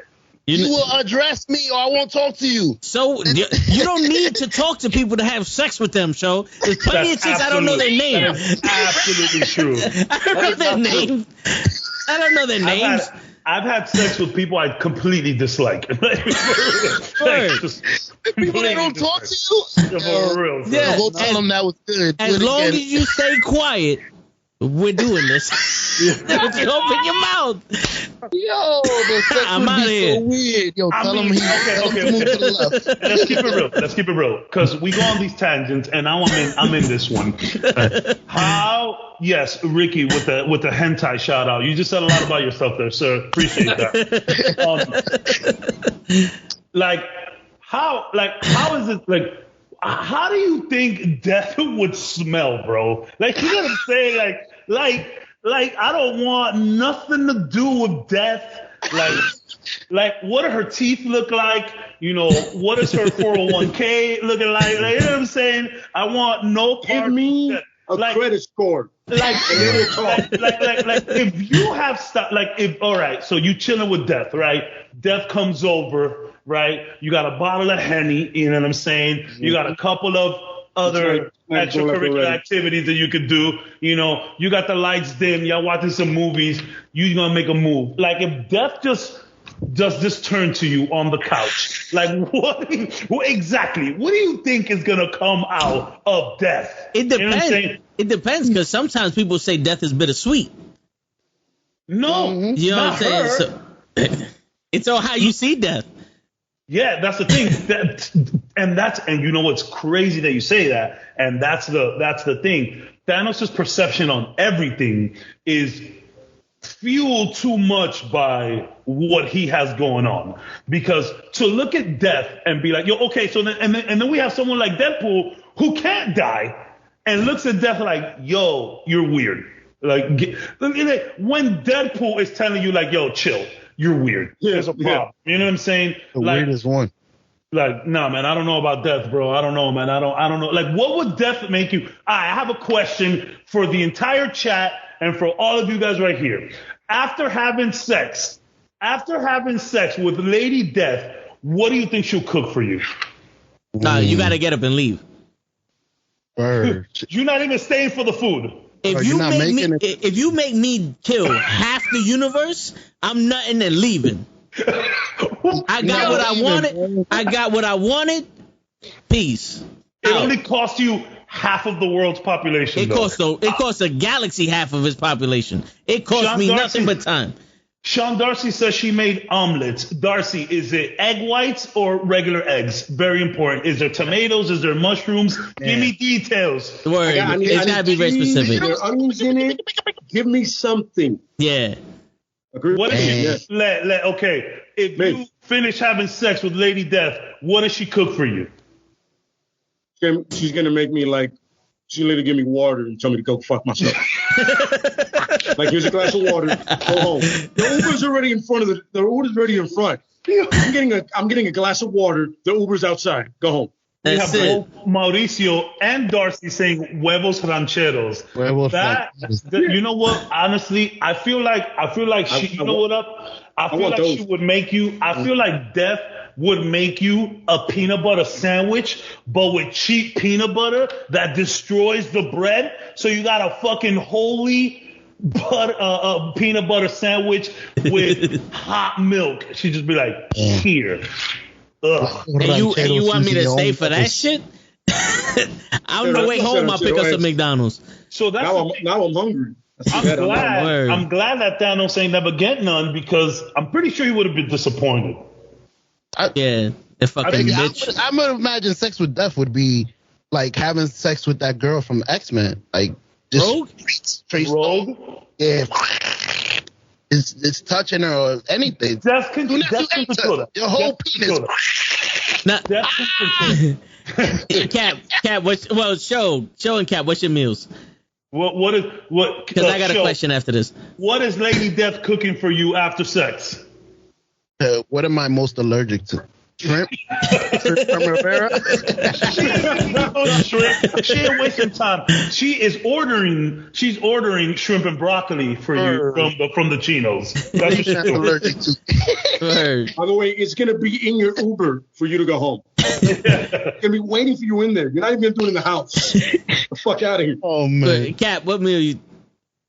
All right. So first off, I'm too smooth for any bitch to kick me out their house directly. I get it. Cool guy. Secondly, all right, Steve Rogers. We get it, Steve Rogers. We get it. All right. No. Let's get it right. Let's do this right. This is right. We apologize, Nightwing. You do what you do. Because Nightwing is the smoothest dude of all comics. We're living in your world. Slay's best friends, and they're still cool with it. What is He's Slay's best friend, is still cool with it. Death will show up with the plate and right now. Cap. Anybody knows that when you get the death penalty, they give you your final meal, whatever you want. So, Lady Death, after we're done, she's gonna cook me my favorite thing in the world. That's what she's giving me. She's giving me some fucking Sicilian sliced pizza that she made on her own. She's giving me some fucking patalillos. She's giving me arroz con dulces. Tell me you from New York without telling me you from New York. Lady Death is gonna make me a fucking Sicilian. When I heard Sicilian slice, I was like, I know where that's from. Hot dog with everything on it. Damn. I know where that's from. You know what Lady Death is going to give you? She's going to give you 2 hot dogs with a hot dog bun in between them. That's what she's going to do. Yo, now, I don't know about you guys, but we're not even ketchup and mayo. Love me for real. You're gonna gas her up. You see, you sounding hella Thanos right now. Hey. No. Don't get it twisted. I'm not like twtich. I'm not killing anybody for anybody.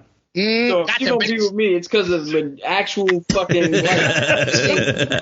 need that. Give me that sound, because the shots have been fired right there. They've been fired like bang. But hold on. Here's the thing. Here's the thing though. Oh boy. What has to be done has to be done. Oh boy. I beat. I win. I'm out. Yeah. Fuck all that other bullshit. I'm not giving you the pleasure of feeding me. I fed you. I'm gone. Literally, you double fed her because you gave her half of the world. That's light work. Yeah. And you gave her a nut. Word. Light work. Right in the face. Boom. Yeah. I mean, I would like at least like some chicken fingers. Nah. I'll get that shit on the way home. I deleted your number. I changed my number. I don't know who you are anymore. Go after Deadpool. You warmed up for the nigga now. So you fucking deaf and then curving her? Yeah, that's it. Death? You gonna make me do all that shit? Who the fuck you think you are?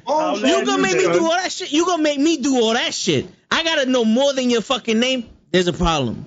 And I don't like it. I don't appreciate that shit. You got under her cowl. You got under her hood, bro. I don't appreciate it. But she wants more than that? Nah. Fuck that. Fuck that. Now, next question. Do you do it raw or you wrap it up? This is going way too long. Yeah.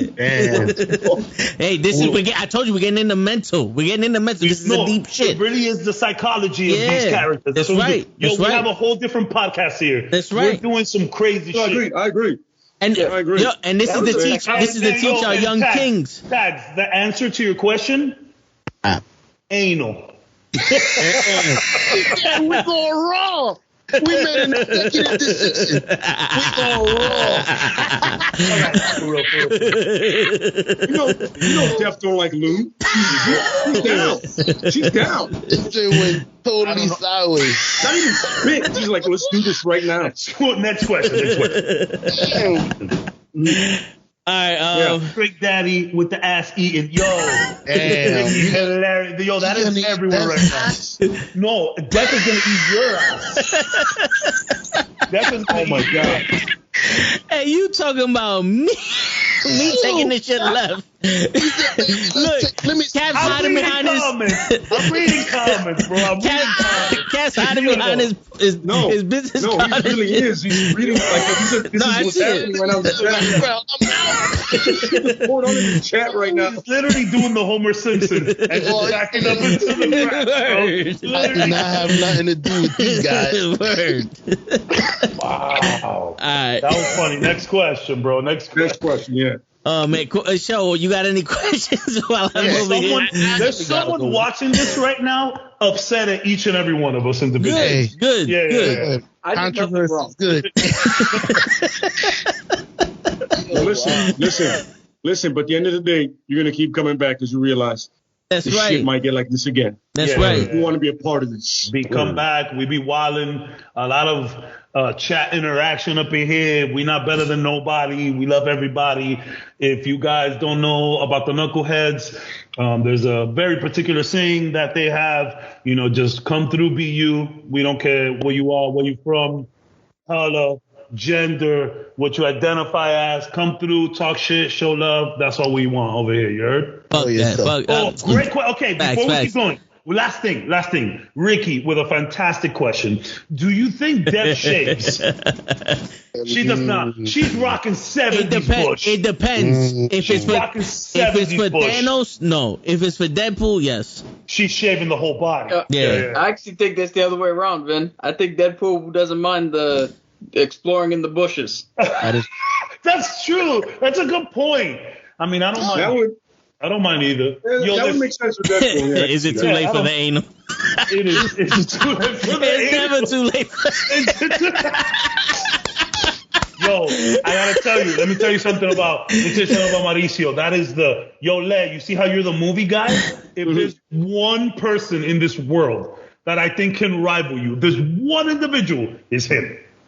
Hey, and I'm not trying to start a battle. No. I'm trying to do that. But he is, yeah. Mauricio's no joke. Appreciate the joke, my brother. Good thing we got a movie podcast tomorrow. Show for the movie podcast tomorrow, bro. Facts. We do the movie stuff too, man. It should be fun, man. Word. Movies, wrestling, and comics, and apparently death. We got it all. Word. Yeah, we got it all. Can't go wrong with that. Next question. We are talking about death too much. 2 simple questions. Okay, go Is for it. Deadpool bisexual? He's trisexual. Pansexual. Correct. Meaning he'll fuck anything and everything. Got it. Yeah. Pretty Like that. much. Yeah. Seemed like it. See, like, I like green bitches. He likes anybody. Side note. Isn't John Constantine also pansexual? I believe so. Yeah, John Constantine is also. So John Constantine and Deadpool pretty much can relate. That's a DC guy. Constantine. That's a DC guy. Underrated movie, bro. Underrated, like underrated. Bro. Awesome character, yeah. Awesome movie, but whatever. Yeah. That's a whole other podcast. Yeah, it is. Yeah. A whole other podcast. We could do underrated characters one day, which would be fun. Yeah. Serious question. What would you want? Okay, let me see how I'm gonna phrase it. Is this something in the comics that they left out of the movies that you wish they would have put in? Man. For any comic ever? Or in the Infinity? For any movie, or is it like specific? For Infinity? Yeah, for Infinity. Because I got my answer right now. Maybe we could do both. And unfortunately, they can't do it because of licensing. But I would have loved to see Silver Surfer in Infinity War, how he was in the comics. And for those that don't know out there, in Infinity War, when Heimdall sends Hulk through the Sanctorium. By the way, when he sends him in there, it's not Hulk that he sends into Doctor Strange's house. It's freaking Silver Surfer, and I would love to see that. Happily ever yachty. Hello, how are you? Thank you so much for coming through. Appreciate that. Word. Yeah, my answer to that was Adam Warlock. Or Adam, yes. We got another sub. We got another sub. Happily ever. Thank you for the sub. Appreciate that. You see what song you just got? You see what song you just got played for us right here? Yeah. That's epic. Hell yeah. That shit just got me in a mood. Hell yeah. Yo, real quick before you answer that, Cap. That's for show's question. All right, go ahead, Cap. No, I was just saying, Adam Warlock. He's played such a pivotal role in the comics, and they only teased him in the movies. I wish he would have showed up. We still got time. I wish I would have seen a little bit of the Nova Corps when he got absolutely massacred. Oh, yeah, man. It would have been fun to see the Nova Corps, But, I mean, we got what we got. And I cheered every time, and it was fun. And so, I'm with it. For me, I would have loved to see Nebula hold that gauntlet. Because I know in the comics, she held the gauntlet, and they had to all fight her because she got crazy at it. I would have loved to seen something like that happen in that movie. What if Nebula has the gauntlet? Oh my god! You know what I'm saying? Like that would have been something. She'd have been like power hungry, and now Thanos been like, oh, wait, we gotta stop her. I tortured this bitch. She ruthless. But Thanos would have did that out of fear. He's like, yo, I know I'm gonna be the first one on her list. I'm gonna be number one. I'm fucked right now. You know what I'm saying? I will go torture them rewind the time. Also, I'm like, we're gonna do this till I feel like it's right. I'm like, oh wow, that's good. That's good, you asshole. Word. I'm proud of I'm upset, but I'm also proud of my daughter because she learned from me. You know what I mean? Like a psychotic father would be. That piece of shit. Also, word. That was just such a piece of shit, bro. Yeah. I also would have went with Silver Surfer, by the way. I'm just mad that now that they got the rights, I don't think it's gonna happen because Thanos dead. So well, I mean, he won't come in Infinity War, but he'll be around, bro. They are making it is confirmed. They're making Fantastic Four. It's happening. Same director as the Spiderman trilogy. Correct. Yeah. So we got this. We got this, bro. We will see Silver Surfer. We'll see the X-Men. We'll see all that shit soon. Maybe Phase 5. Okay, so going on with the Silver Surfer. Is there another comic book novel that the Silver Surfer could be in the movies? Like they can change into the movies where Silver Surfer would have a role? Secret Wars, or, Secret Wars, I'm pretty sure he'll show up. Anything with Galactus. If Galactus shows up to be your main villain, Surfer's already his herald. Yeah. There's one or two things with Mephisto where he can show up if they do him, because he cuts over to, like, Doctor Strange. It's funny. It's crazy. Doctor Strange and Silver Surfer have crossovers that nobody expects. Yes. They do have, when you think the Sorcerer Supreme, what does it do with a cosmic being? But all of a sudden, it does mix and match. Y'all see? So if he shows up in the Multiverse of Madness, I would not be surprised. Oh, dude, I would lose my shit. Like if Doctor Strange is literally like if him and Spider-Man or he's going somewhere with somebody else and you just see this streak come around and he's like passes around, you cannot be surprised by that at any point. Just throwing it out there. I'm not saying it's gonna happen. No, yeah. But if it does, you know who said it first. You guys see how weird Doctor Strange is in the new Spider-Man trailer? Yes. See how weird he is? Yeah, man. And let me tell you, a lot of people, since WandaVision and all of that shit's been starting, a lot of people have been calling Mephisto, right? Mm-hmm. In the comics, Spider-Man gets a little he reveals himself after Civil War, shows his face, and everything starts going crazy. And you see what he's doing with Doctor Strange in the MCU? That he's like, yo, I don't want people to know that I'm Spider-Man. He does that with Mephisto in the comics. Doesn't he also ask Mephisto to bring back Aunt May? Or is that he asked the devil? No, Mephisto is the devil. Yeah, okay. He's their version of the devil. Thing. Yes. Okay. And there's been a lot of theories, and Doctor Strange is acting extremely strange in that fucking trailer. So I have a theory about this. Please enlighten us. My theory is because I thought like everybody else was like, yo, he's acting weird. Super but weird. If you notice, he says that there's a lot about the multiverse that they don't understand. Correct. So I'm thinking that the spell, whatever spell it is that Juan told him not to do, Strange is doing it because he wants to see what possibility that spell has and bringing the multiverse around. Because right now, I don't know exactly where this fits in the timeline, but right now, Loki has split the multiverse. Wanda is running amok. Doctor Strange must be getting a sense that something is coming. Of course. So I think this is more of helping Spider-Man as a byproduct for what he's really after, and that's probably why it seems so weird. Plus, in the comics, there is a run where I think they call it Happy Birthday or something like that, where Doctor Strange, Spider-Man comes up to Strange and is like, yo, massive shit is happening. I need you to do a spell to fix this. Spider-Man used to do that shit all the time. Yeah. He's done that shit multiple times to Strange. As Strange is doing it, Spider-Man fucks up that spell. So I think what they're doing in the movie is just tying a little bit of whichever comic that is, and then the one more day where he asked Mephisto to erase everybody's memory of him being Spider-Man.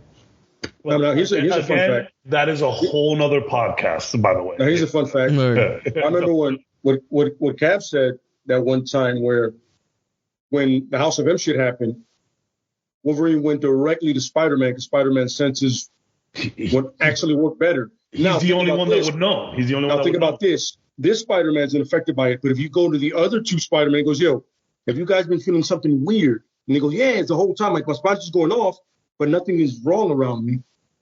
And that's what they're doing. They're like, yo, listen, you can't detect anything because you're in the middle of it and you caused it. So it doesn't fuck with you. But if I find another Spider-Man and maybe another one, I could be like, yo, listen, do you feel something different? Like, yo, it's been going off and I put away Doc Ock, I put away Electro, I put away everybody.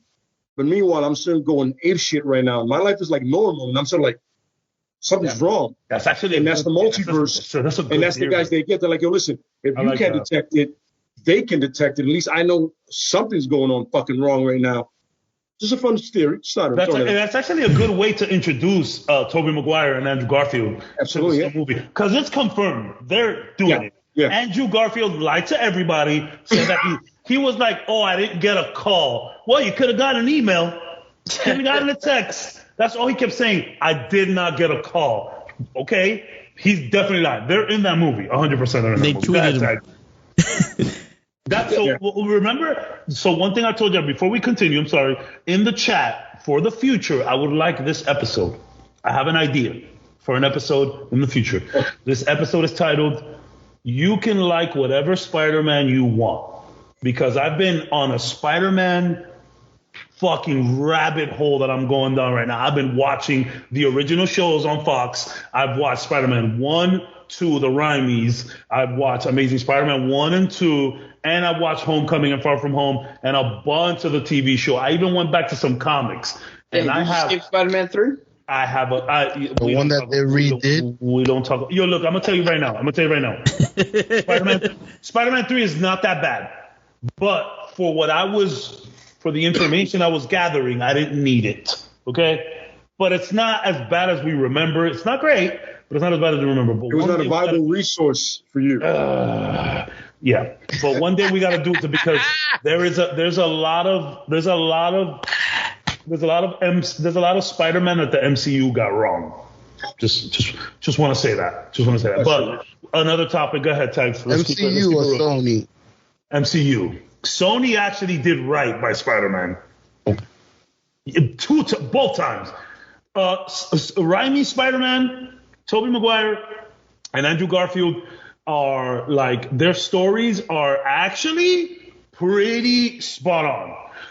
Andrew's focuses on Gwen Stacy, which is where a lot of people get confused. Gwen Stacy is Spider-Man's first love, 100%. Mary Jane comes later. So that's why it's so weird, because in the Tobey Maguire movie, he's in high school, but he fucks with Mary Jane. And then in this movie, he's still in high school, but he fucks with Gwen Stacy. It's weird. But the least comic book accurate Spider-Man that we got is actually Tom Holland. But again, that's a whole other topic. No. This MJ is not really like an MJ. You guys, you in trouble now. That MJ. First of all, by the way, I appreciated the fact that I didn't see Uncle Ben get killed again. True. You know what? I disagree with that. I don't know why didn't he die again. It's like Batman. It's like Batman and his family. Word. I know they died. Go ahead, Tag. No. Hold on. I didn't mean to do it. I'm gonna say it right now. I have no more fucking questions for Thanos. The case, the case is adjourned. He's a dickhead that just wants to fuck people. We're talking about Spider-Man now. We're gonna talk about Spider-Man now. And I agree with Lay. If you don't know by now that one, with great power comes great responsibility, and two, that Uncle Ben died, don't fucking watch these movies. Jump off a roof and join them. Because I don't need this shit. Jesus fucking Christ. It's like we know Bruce Wayne's father died and his mother died. We know this. Please, just fucking tell us about Batman. Tell us about Batman. You know what I'm saying? So let's talk about Spider-Man. I want to know how the 40-year-old teenager was more accurate than the actual young kid. Because I want to hear that. All right. So let's start off like this. First of all, go ahead. I think everybody loves. So here's the consensus. Yeah. Toby was a good Peter Parker. Yeah. Andrew Garfield was a good Spider-Man, and Tom Holland is a good balance of both. Yes. Yes. And up until about a week ago, I agreed with that. Right. So I'm gonna go off right now and say. The closest comic book accurate Spider-Man that we actually have is Andrew Garfield. Okay? Andrew Garfield's rendition of Peter Parker, however, is a little emo. It's a little hipster. If they would have just focused on him being a kid from Queens, you have the best Spider-Man you ever seen. Because Andrew Garfield's Spider-Man is on point. The dude just does not stop talking shit. Yo, the dialogue is amazing. It is amazing. It is. Whoever wrote that is. And I'll tell you this much. In terms of Peter Parker, I feel like they all got it wrong. All of them. And here's why. Let's talk about Tobey Maguire. Tobey Maguire did a good job as the shy kid next door. Spider-Man was the shy kid next door for about 5 minutes. When he gets bitten by that spider, he turns full jerk in all regards. Go back to the original Spider-Man cartoon on Fox, the weird one with the rock and roll intro, Spider-Man, that one. Look at how much of a dick he is.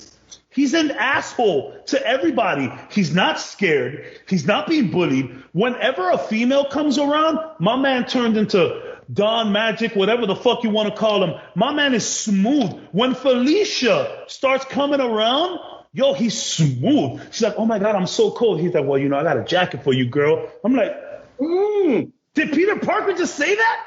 Crazy. So then, and not only that, he's 40 as well. All right, let's talk about Tobey. By the way, he's old. He is extremely jacked, and nobody notices. I mean, yo, he got really brolic. Son. He got really ripped for that role. Yo, you're like, yo, that gear he rocks cannot hide how brolic he is at that point. He is not Peter Parker, bro. Peter Parker is confident. Peter Parker can talk to girls. Peter Parker has a quip for every little thing. You see the part where Mary Jane slips and he catches the lunch tray and he catches everything and she looks at him and she's like, oh, you have really pretty eyes. And he just smiles. The real Spider-Man would have been like, oh, you should see what's in my pants. Something. I'm not saying that's what he would have said, but he would have had a smart remark for it. And now let's go to Andrew Garfield. Andrew Garfield was very confident. He had no problem speaking to girls. He would defend people against bullying. The only thing about Andrew Garfield is that his Peter Parker rendition was very hipster. It was very cool. He was on his skateboard. You know what I'm saying? He was like Michael Cera as Peter Parker. Very sarcastic, very super bad. Then let's go to Tom Holland. I did get a super bad feeling from those movies. Yeah, it was Michael Cera. It was Michael Cera as Peter Parker. It was Michael Cera as Batman. As Spider-Man. If they would have just focused on Andrew Garfield being a kid from Queens and then have him act the same way he was acting with his Spider-Man, bro, we have the best Spider-Man ever shown on screen. Then let's go to Tom Holland. Tom Holland also does the shy kid next door act. But it's more believable than Tobey Maguire's because he's not 85 years old. And in that Spider-Man, they were legit portraying a younger Spider-Man, which is why it worked. So I think all of their Peter Parkers are very weird. But now let's talk about their Spider-Man, right? Let's talk about Tobey Maguire's Spider-Man. He talked a lot of shit. Like, he talked a little bit of shit. But his shit was more like dad jokes. For example, when Doc Ock throws him a money bag, he takes it back. He's like, oh, keep your change. It's nothing but dad jokes. Corny. Tom Holland, his jokes are very nerdy, scientific, geeky. He's like, oh, what is that shield made out of, Captain America? That does not apply to the laws of physics at all. When fucking Winter Soldier punches him, he's like, dude, you got a metal arm? He's a nerd. He's a geek. Go back and look at Andrew Garfield's Spider-Man. It is fucking beautiful. My man does not stop talking shit. He's being very crazy. He's just shooting webs everywhere. If they could have focused on Andrew Garfield being a little bit more of a kid from Queens with his Peter Parker rendition, we have the best Spider-Man on screen. Facts. Okay, Leia and Cap, I want to hear your takes on this. I'll go with Cap first. Should be interesting. Because I see him now that he's closer to the camera, that means something's on his mind. Oh, he's in. I know when he adjusted himself. I'm going like this. I don't know that. He adjusted himself and everything. You can tell. Before the break, he did that when I was talking about Thanos versus Darkseid. He did the whole, wait a minute, I got to get in now. I got to tell him. I'm ready. Go ahead. You guys keep attributing a whole bunch of shit to me that's not there. Remember, I'm in a fucking chair that's uncomfortable as shit. So I'm sitting forward because now this is the most comfortable position I can be in. All right? Yo, so Cap, when he said Tobey Maguire did a great job, you didn't twist your head sideways? No. I did not. I saw you. I'm watching you. I feel like they all got Peter Parker wrong, but I would love to hear your take on it, Cap. So I agree with you that Tom Holland is not the most comic book accurate Spider-Man. At all. His story is all fucked up. Yes. But I would say that Tom Holland is the best Spider-Man in the movies. Balance. Yeah. He fits better in what the MCU is doing than anything else. Tobey Maguire, the first 2 Spider-Man movies were good. Legendary. Yeah. But I think, similar to The Dark Knight, I think the second one is only elevated because of Alfred Molina. If Alfred Molina was in the first Spider-Man, it's the best comic book movie ever fucking made. I'll tell you that right now. 100%. Yes, 100%. The Andrew Garfield Spider-Man, you're dead on. Him in the suit is probably the best Spider-Man because of what he was doing. Him out of the suit, it's weird. It's weird. He was too hipster. He was very hipster. Was he from Williamsburg, like in Brooklyn? That got weird. Definitely not Queens. It weird. Definitely. I'm sorry, Captain. It just made it weird. Like when he said it, when he started talking, like that's a vibe I got. But I'm sorry. Go ahead. No, I was just saying that I think the problem with Andrew Garfield though is he wasn't good enough to elevate the movies he was in. Because that second movie with Electro and who I don't even know who the Rhino fuck else was in that one. Rhino was in that one. Rhino was in it for like 10 seconds at the end. That don't count. Yeah, it was Electro and Goblin. Yeah, he couldn't Goblin was in that movie? Huh? Goblin was in the movie? I only remember Blue Jamie Foxx. He looks like a leprechaun. Yeah, Dame DeHaan was Harry Osborn. Harry Osborn turned to him. That's why I don't like any of those fucking Spider-Mans. Go ahead. Amazing Spider-Man is a good movie. He couldn't find a way to elevate those movies based on the things around him. Tobey Maguire felt like he played it a little too safe. And he fell back on the fact that he had William Dafoe in the first one. He had Alfred Molina in the second one. Even in the third one, I forget the dude's name, but the guy who played Sandman. Sandman was actually pretty good. Amazing. But Tom Holland has the emotional range that you, regardless of what you think about Far From Home and Homecoming, Tom Holland elevates those movies. And that's what you want from Spider-Man. You want Spider-Man to make the movie good, 100%. Not the people around him. Mm-hmm. This is like the first time me and Cap actually agree. No, listen, man, and don't get me wrong, man. I love Tobey. So that's the thing about Tobey Maguire. Let's talk about Tobey for a bit. So a lot of people attribute the success of comic book movies and hero movies nowadays to Blade. And Blade really was the original one to set that ground. Like, yo, we can make superhero movies. But Blade is a little dark, let's be honest. It's a little dark. Right. The movie that really anchored it all in was Spider-Man, Raimi. Wait, you know, real quick, Kaz, real quick. Oh shit! Pop quiz, show. What did I do? You had to sit down. I see Show over here fucking around. I love the quizzes, bro. I love the quizzes. Who played Blade in the movies? Oh, come on. Oh, really? Come on, bro. Wesley Snipes? Okay. All right. Yeah, okay, bro. Okay. Look at him. You should have asked me if I knew if he was part of MCU. I didn't know that. Yo, he's not. You would have said Michael J. White. I'd have been like, yo, we need to talk. Yeah. If you would have we need to go on the side, me and you on a different stream, and be like, yo, we need to talk. That's man. But back to Tobey. So look, Tobey really did hold the torch for comic book movies, and we loved Tobey. He was the shy kid next door. We all felt like him. But bro, I want you guys, if you guys have Disney Plus, just watch the first episode of The Amazing Spider-Man, the original one for Fox. Just watch 10 minutes of that show, and you're like, holy shit, that is not Tobey Maguire. It's not Tom Holland. It's not Andrew Garfield. But I would say that I still believe that Tom Holland has the best balance. Now, if we're talking about comic book accuracy, Tom Holland is like down here. Why is that? Why is that? Because Civil War is probably, next to House of M, is probably one of the most important story arcs to Spider-Man. That's when Spider-Man reveals himself as who he is. And that's when all of the Mephisto shit happens. Bro, like, we don't get, I know you guys didn't want to see Uncle Ben. That's fine. I want to at least hear about it more than just a couple. Yeah, there's a couple throwaway lines. But it's like, you know, the whole him wrestling to impress a girl, get some money, he really did that. You know what I'm saying? The whole Gwen Stacy story, he really did that. Ned is not even like a real character. Ned is not his friend. Why is that not Harry Osborn?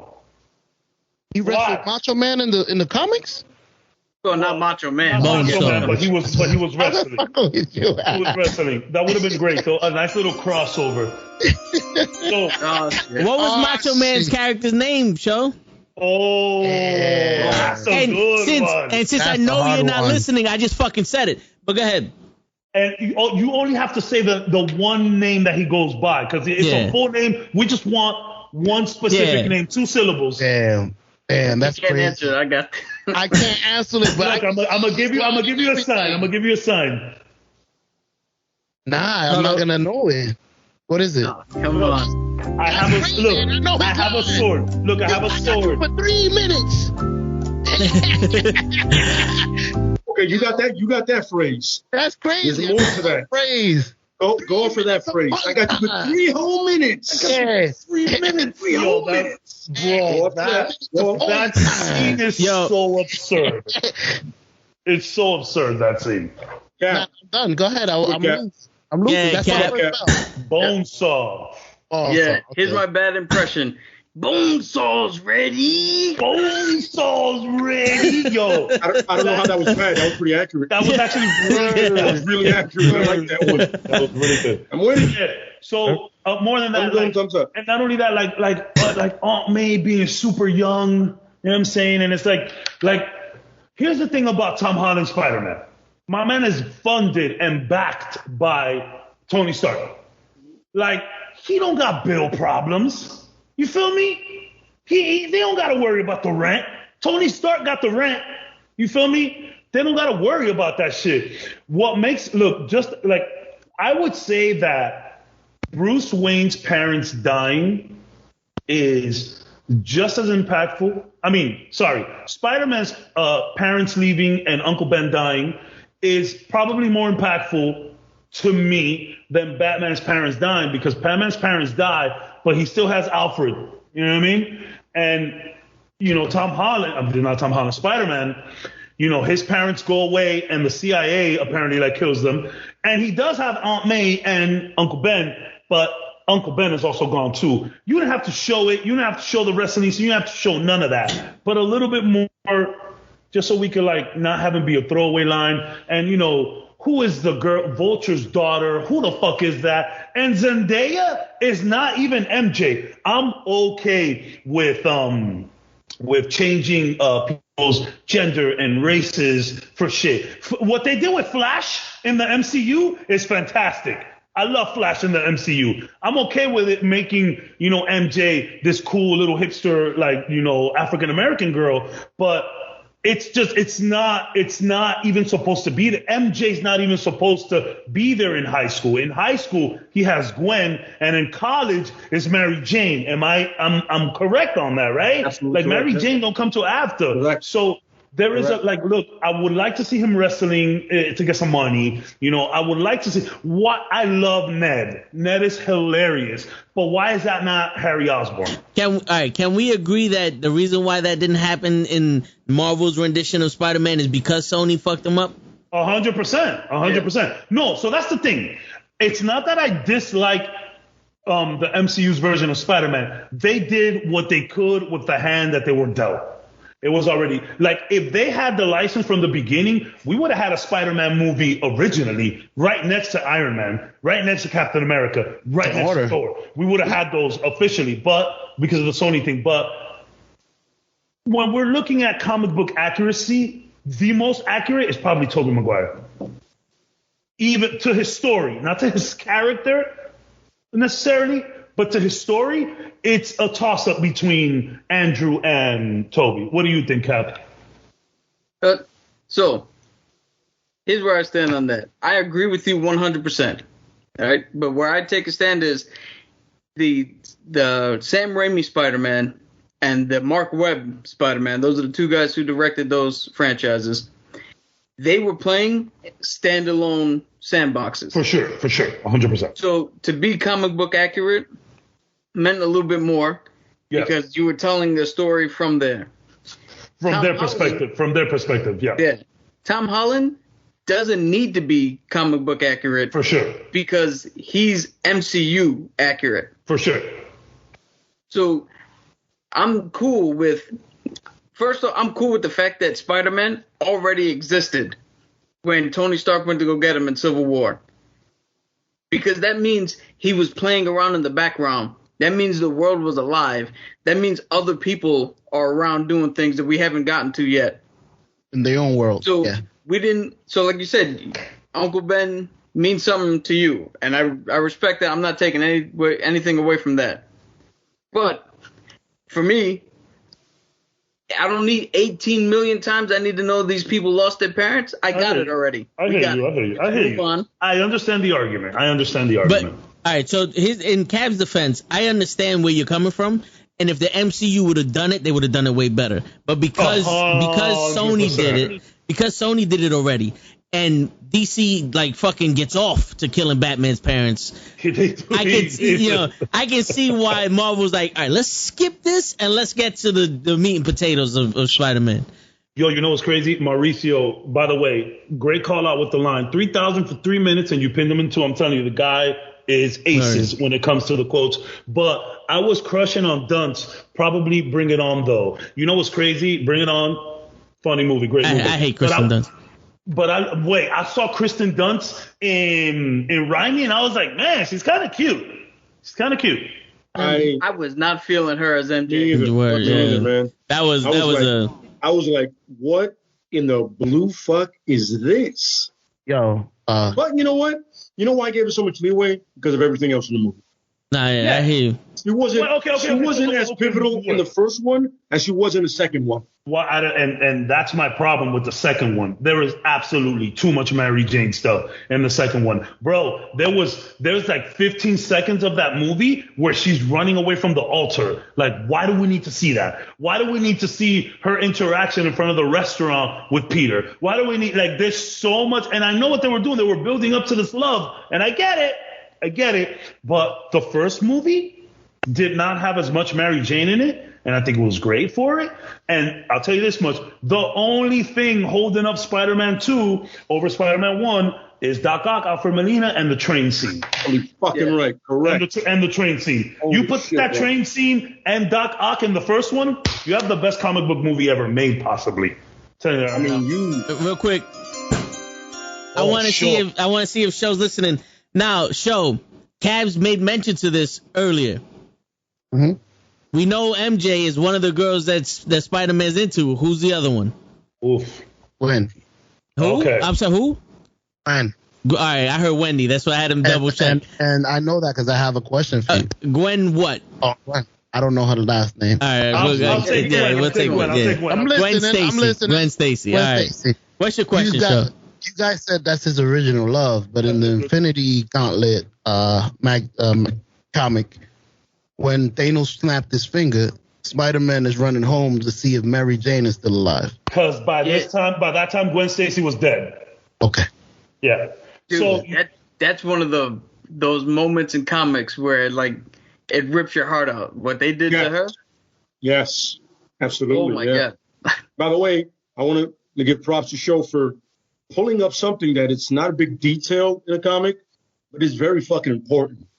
Yeah, he was running home to make sure she was alive. So that is one of those moments, like people, like Cap said, like people don't think about it, but like, yo, the first thing he did was run home to make sure she was good. So good shit, Charles. And let me tell you, Gwen Stacy has a pretty rough death. Oh yeah, it's kind of like you see it in the Amazing Spider-Man 2, but she doesn't hit her head. She actually dies from the whiplash of Spider-Man throwing the web and catching her. So when he catches her and pulls her up, she goes and just dies. In the comic. It's insane. And it's insane. Kat, before you say anything, I actually saw that part of the comic, and it's one of those, she bounces and you just see a little snap. Yeah, little right next to the thing, right next to that little thing. Yeah, you snap. So you're like, it's so heartbreaking. It's one panel, her, and just that. Yeah. Would love to see that in the movie with sound effect and everything. So in the movie, they play it off as she hits the floor. And oh my, that was also brutal. Which, you know what? It's pretty gruesome. And you know what? I'm glad that they did it, because in the comic books, how many times hasn't Spider-Man caught someone with his web? It just so happens that she was falling so fast this time that you just, so they kind of, that's another thing. Oh, and again, back to Tom Holland MCU. I think he's great for the MCU, but it's just, a little comic book accuracy. It's a little off. But again, you know me, I'm okay with taking liberties to make things fit. And they did the best that they could with Spider-Man. But that's another thing that people do not like about this Spider-Man. There's no consequences. Peter Parker always faces consequences. There's people constantly dying around Spider-Man. And most of the time, it'd be his fault. But this movie now with Doctor Strange, we'll see. We'll see. Yeah. Because... We'll see. He's been having his two movies. His two movies were basically fillers. The first one was just to catch you up with him and Tony's relationship, and then the second one was a filler to we got to throw in the fucking multiverse somehow, and and all that other shit. So this one can, I feel like this could be actual dedication to Spider-Man, and like what can happen, because there's too much shit going on for someone not to be fucking. Someone's gonna die. Gonna die. It's gonna be either Ned. It's either gonna be Ned or Flash. I don't think Zendaya. It's funny. It could be one of the things where you got multiple people dying in multiple verses. True. It could be that versus MJ, this versus Harry. You can take the liberties. It's a great thing about multiverse. You can care about a character right away, and they can die right away. And you're like, oh shit. How does it affect this Spider-Man or that Spider-Man? But I'm gonna put my money on the Mary Jane we just got. You think why? You think they're taking her out? Why? Because how much would that change this Spider-Man?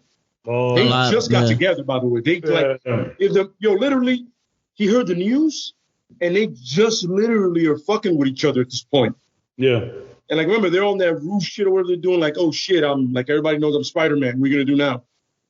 Word. Now, if you kill her off at this point, through his whole, let's say everything goes down, and all of a sudden at the end she gets murked. You're like, the fuck does that do with Spider-Man going forward? Because remember, in the MCU, Spider-Man's been Spider-Man for 2 years. Yep. By this point. So when we first see him in Civil War, he was Spider-Man for 6 months.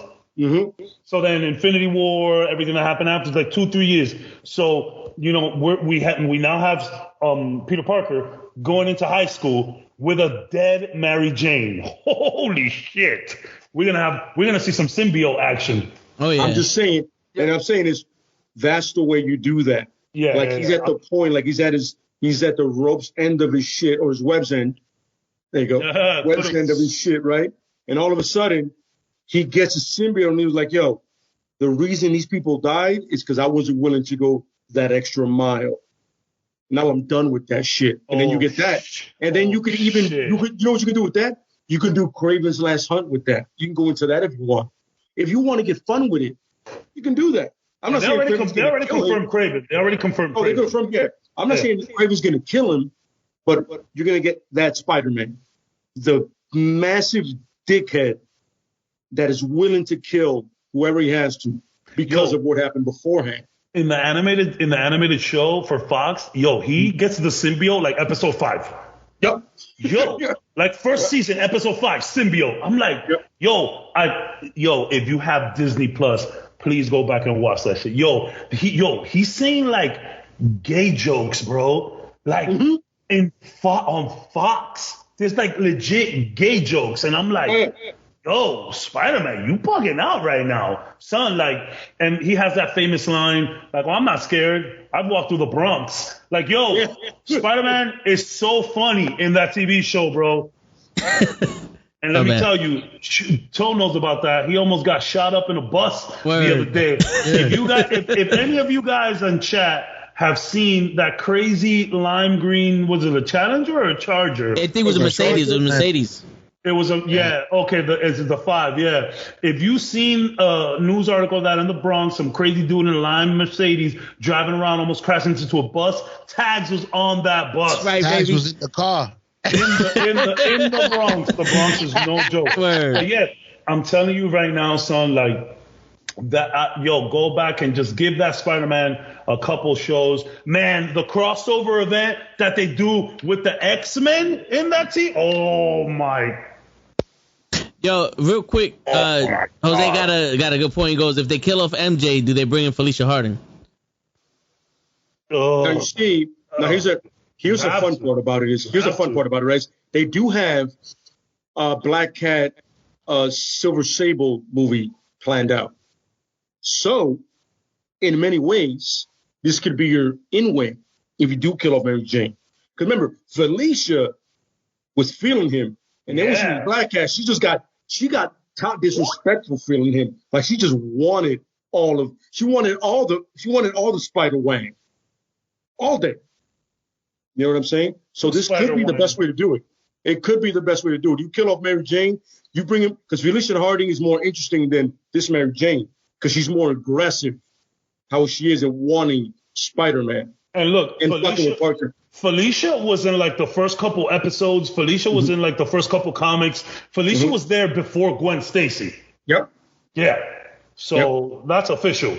You can find it's an in. Jose, it's an in to another relationship. It's an in to another relationship, and that's a great point. You could really do that and make it. And you know what you can do is, like, for some reason the MCU loves the super soldier serum, and she does get it.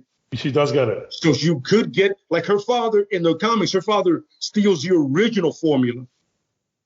He actually knows the original formula from Cap. Like the formula that actually happened, he knows it. And that's the one she gets. That's why her shit isn't as lame as everybody else's shit. She gets that Pfizer. She gets the hot fire. She gets the hot fire. That double dose. She got the Pfizer. Yeah, absolutely, sir. She's ready. That's the dope thing about it. She gets the Pfizer. Bucky gets the Moderna. The Moderna. And then those super soldiers, the Flag Smashers, they get Johnson & Johnson. Yeah, US Agent definitely gets Johnson. Yeah. Yeah, US Agent got Johnson & Johnson 100%. Got that one shot with like no electrodes. It's just him. You just got the shot. So yeah. So how does Lady Death feel about Spider-Man? Bringing it in the circle. I don't think she really cares. Yeah, she doesn't. She doesn't have that much interaction with any of the other characters. I think there was one where she found it weird that Deadpool was enamored with him. Like, what is your deal with him? Well, you like that kid so much. Yo, he loves him. Yeah, what's your deal with him? It's like, yo, he's just a human being at the end of the day. What is your deal with him? Yeah, like that. What is your deal with him? What do you I don't get it. I'll tell you this much. Another thing about Spider-Man and, you know, the MCU portrayal of him. Yo, the Avengers don't like working with that kid. No, they don't. With Spider-Man. Yes, I went back to some of the comics, and in the MCU, they do a good job at them it's not that they don't like Spider-Man, it's that he's super young. Like, yo, what's up with this kid? You know, but in the comics, no one likes working with Spider-Man. Not that he's a bad guy. It's just he's a dick. He's a kid. Yo, I'm telling you, I would have loved to seen some more one-liners. And you know what? Tom Holland actually does a decent job at it when he goes to the store and the guy's talking about his aunt, how she's hot in Spanish. He's like mad Puerto Rican. He's like, oh, la tía de este tipo está buenísima. And he's like, ¿Cómo está tu hija? I'm like, yo, Spider-Man, chill out. He's like, yo, how's your daughter? I was like, yo, chill, bro. So it was cool to see that. You know what I love about that? That Anthony Mackie goes at that hard just on Tom Holland. Like, he wants to push forward how much, yo, we really don't like him. Like, us as human beings, we don't like Tom Holland. but also that translated to him as Falcon. He goes, yo, I just don't like the kid. I just don't like him, And then Bucky, Sebastian Stan, the same thing, like, oh, we really don't like him in an interview. He's like, yo, we don't fuck with that guy like that. But that's a great thing. Is like, you're bringing that out of the comics and into real life, and then people translate it back. And here's a fun fact: when Tom Holland goes, when he goes, yo, you've been in your movies, they're not good. He goes, oh, how many Falcon movies have you had? Oh, none. Now Anthony Mackie goes, yo, you may be Spider-Man, but I'm Captain America. Yeah. I had a series and I'll have a movie. He is getting a movie confirmed. And there's definitely going to be multiple Captain America movies. Absolutely. 100%. I think at least 2. Yeah, at least 2. Yeah. You know what I'm saying? But it's a fun thing when you see like that, which Caps is right. Like, yo, in the comics, nobody. You know who actually likes Spider-Man? The Punisher does, but to use him. Oh, as like a he likes him just to use him. But everybody else is like, oh, he's so fucking annoying. Like, yo, you talk too much. You keep talking. Daredevil like has a balance with him. Like, yo, I can kind of relate to him, but he's like, coño, hates Spider-Man. Coño, el diablo. Yeah. Like, cállate. That's all they want. Like, yo, just shut the fuck up, son. Yo, you have all this talent. Just shut the fuck up so we can get this done, bro. Like Falcon said, usually there's not much talking when we're fighting. Yeah. Shut the fuck up, bro. So speaking of Daredevil, Spider-Man is in trouble with the law in this next movie. He's in trouble with the law. And who's the best lawyer in New York? Spider-Man's going to need a lawyer. Who's the best lawyer in New York? Who is it going to be? Bro, they're already theorizing that. In the trailer, when he drops the paperwork, he has the white shirt, sleeves rolled up. You can't see him walking into the little office, but you kind of don't. But they're saying that it's Matt. Cap, what do you think about that? Well, one, I don't think that's him. I don't think so either. But. Because I watched like a couple of videos about that theory, and when they blew up the video and lightened it up a little bit, it looked nothing like Charlie Cox. Okay. Yeah. When you see him walking into the office, it does not. It's not his shape. It's not his form. It's not. It doesn't look like him at all. But I don't think it'd be smart to put him if he is in the movie. I don't think it's smart to put him in the trailers because he's not going to be Daredevil. It's just going to be Matt Murdock. It's Matt Murdock. Yeah, it's Matt Murdock.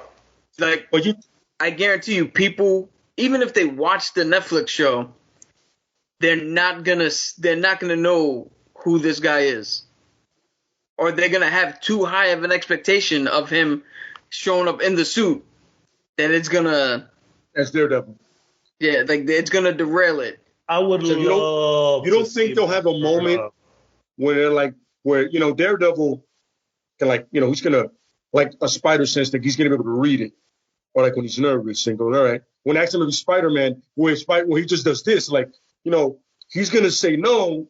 And it's going to be honest, and he's going to go, wait a minute. Why is his heart so calm? Why is he so relaxed? Is he? Then he follows him home because, Daredevil does shit like that. All of a sudden, he is Spider-Man, and he goes, "Hello." He goes, "I'm your lawyer, son. I'm relaxed. I got you." Then he puts it back on. He goes, "I just want to make sure. I want to know the truth so I know how to defend you. You're not understanding where I'm coming from. As a lawyer, that's strategy, bro. As a lawyer, let's be real. Let's do some real law. I got to know I'm defending the right guy." It's wishful thinking, though. But it is wishful thinking. I would love to. I would love. Go ahead. Think about it. He goes, "Yo, I just want to make sure I want to know how to defend you, bro. I'm not gonna throw your secret out there because I got you know my secret now. You know who I am. I'm not gonna throw you under the bus." I agree with that. I think it would be something. Go down. I think that would be something. I think he's gonna definitely need representation. Oh yeah. And either Aunt May or Happy is gonna be like, "Yo, I know a guy. I know a guy, but he's busy. And he's gonna show up." Think about it. If it's Happy, it would be dope. No. I think it's gonna be like, I think Happy or Aunt May or somebody's gonna be like, "Hey, I got a guy, but they're not gonna, he's not gonna pick up, and they gotta get somebody else." So here's the thing. Go ahead. It'll make more sense if Aunt May knows him, because we don't really know what she'd be doing through her days. That is true. So for her, it wouldn't be too much of a leap for her to be like, oh, well, wherever she works or whatever she do, she heard about this dude. Feast. We don't even know what the fuck she does, really. Absolutely, yeah. So you can make her do whatever. I've been wanting to say something for like 2 minutes. No, I would find it better if it was Happy because of the Ben Affleck Daredevil. Yes. That's be like, yo, I know a guy. I know a guy. To turn around like, yo, I know him. Oh, I know him from a long time ago. I have a theory. If you put Ben Affleck in this movie as Daredevil, I will fucking lose my shit. I have a theory. So now we're all talking about the multiverse and everything, right? So what if, going back to what Cab said, or was it Lay that said this, that the other Spider-Men are feeling their spider sense, but they have no idea what's going on, and they cross into 616 universe because of the spell that Doctor Strange comes, and that guy that drops the shit is not Matt Murdock, that's Tobey Maguire, and he comes in to defend Tom Holland because he knows that Tom Holland's the one that fucked everything up, and he needs to help him fix it. And Matt Murdock is the lawyer for the other Spider-Man in the other universe. That could work, but Doctor Strange hadn't popped off the spell yet. At least I don't think so. I mean, we don't know how that movie's laid out. In the film, I think. No, but the thing is, we do see Spider-Man going in, running into that realm where the buildings are folding into each other. I forgot the name of it. Yeah, the mirror. The mirrorverse, whatever. Yeah. So he could be in another universe, arrested there. You know what I'm saying? Right, because they never define. Nothing is defined to the trailer. You're right. Yeah, but it wouldn't make sense that Tom Holland would get arrested in another universe for killing Mysterio in our universe. Who said that doesn't happen in another place? Well, it's the multiverse. She can happen all the time at the same time. I'm not saying it's right. I'm not saying it's right. I'm not saying it can happen. And the other dude, none of them even fought Mysterio, and none of them looked like Tom Holland. So you wouldn't run around in another universe like, oh, there's the kid. But here's the thing, though. Let's say that this timeline or this movie is happening at the same time Loki fucked up the timeline. I can't wait for this movie. And Doctor Strange does that spell while Loki fucks up the timeline, and he's not Loki. Corrected. So let's blame the broad. Well, her name is she is a Loki. She's a Loki. But she's not our Loki. Okay, she's their Loki. The Enchantress fucks up the timeline. The Enchantress fucks up the timeline, and something happens with Strange, and he goes into that other universe. But again, so I understand where you're trying to get to. Yeah, it's a reach, but it's still one of those things. Logically, that would be dope to have Tobey Maguire come in and be like, "Yo, I'm your lawyer," and he'd be like, "Well, one, they're both Spider-Man." Tobey Maguire, Peter Parker is not a lawyer. So, again, that doesn't make sense. In this universe. Oh, Darcy, appreciate you for coming out, bro. Thank you so much, my brother. Sorry for cutting you out. I appreciate you, Darcy. He's right. Are you saying every Spider-Man could have a different occupation in every universe? No, but if you bring in Tobey Maguire and Andrew Garfield, then you're telling me that their movies are now canon. And what their movies are the verses that you're telling us about. Ain't nobody in that motherfucking versus fought Mysterio. None of them became lawyers. Like that we know that's of. A little bit too far of a reach. That we know of. Just throwing it out there. You know, Cap is passionate when you hear a curse word. That I know for a fact. Yeah. First curse word of the day. That's legit. That is the first curse word of the day. By the way, that's only something a brother can do. Yes. Yeah. So. Let's not forget, I am a United States sailor, so I try to be professional on here. No, brother. Tobey Maguire there is no reason to be like, just say what you gotta say. Yeah. But I get Vince. Those things is interesting, which I'm a fan of, which is be dope. I think we all making all of our speculations and the way we're doing it. It's all theories. Yes, we're not wrong. Yeah, the theories, all of our theories would be dope. It would make sense in a way because you're like, it would just make everything interesting. Yeah. Like at any point, anything even closer that happens, you're going to go like that. That's dope. You're going to do the Leonardo DiCaprio meme. That's what I'm talking about right there. That's what I'm talking about right there. In the trailers, you see in the trailers when Aunt May and Peter Parker are like sitting on their couch and they like stand up and look. I think both of the Spider-Men come in right there. That's what I think. They walk in right there. And, and they're like, what the fuck? I think that's when they're revealed. Look at the trailer. They're both sitting on their couch. And they're watching the news or whatever. I think J. Jonah Jameson talking shit. And they get up and they don't stand up, but they're like, whoa. Like they look at somebody. I think that's one of the Spider-Man, if not both of them. I think See, I'm not afraid to say that my theory is far out there. You know what I'm saying? Like, I know my shit is nowhere near what's going to happen in the movie, but I think it would be dope. We dreaming. It would be dope. Listen, after What If, there's nothing out the realm at this point, all puns intended. Oh, yeah. What If now? True, yeah. Play. And it's the multiverse. You never know. Yo, just a question. Do you think, do they bring in Spider-Gwen, and if they bring in Andrew Spider-Man, will it fuck him up when he sees Gwen?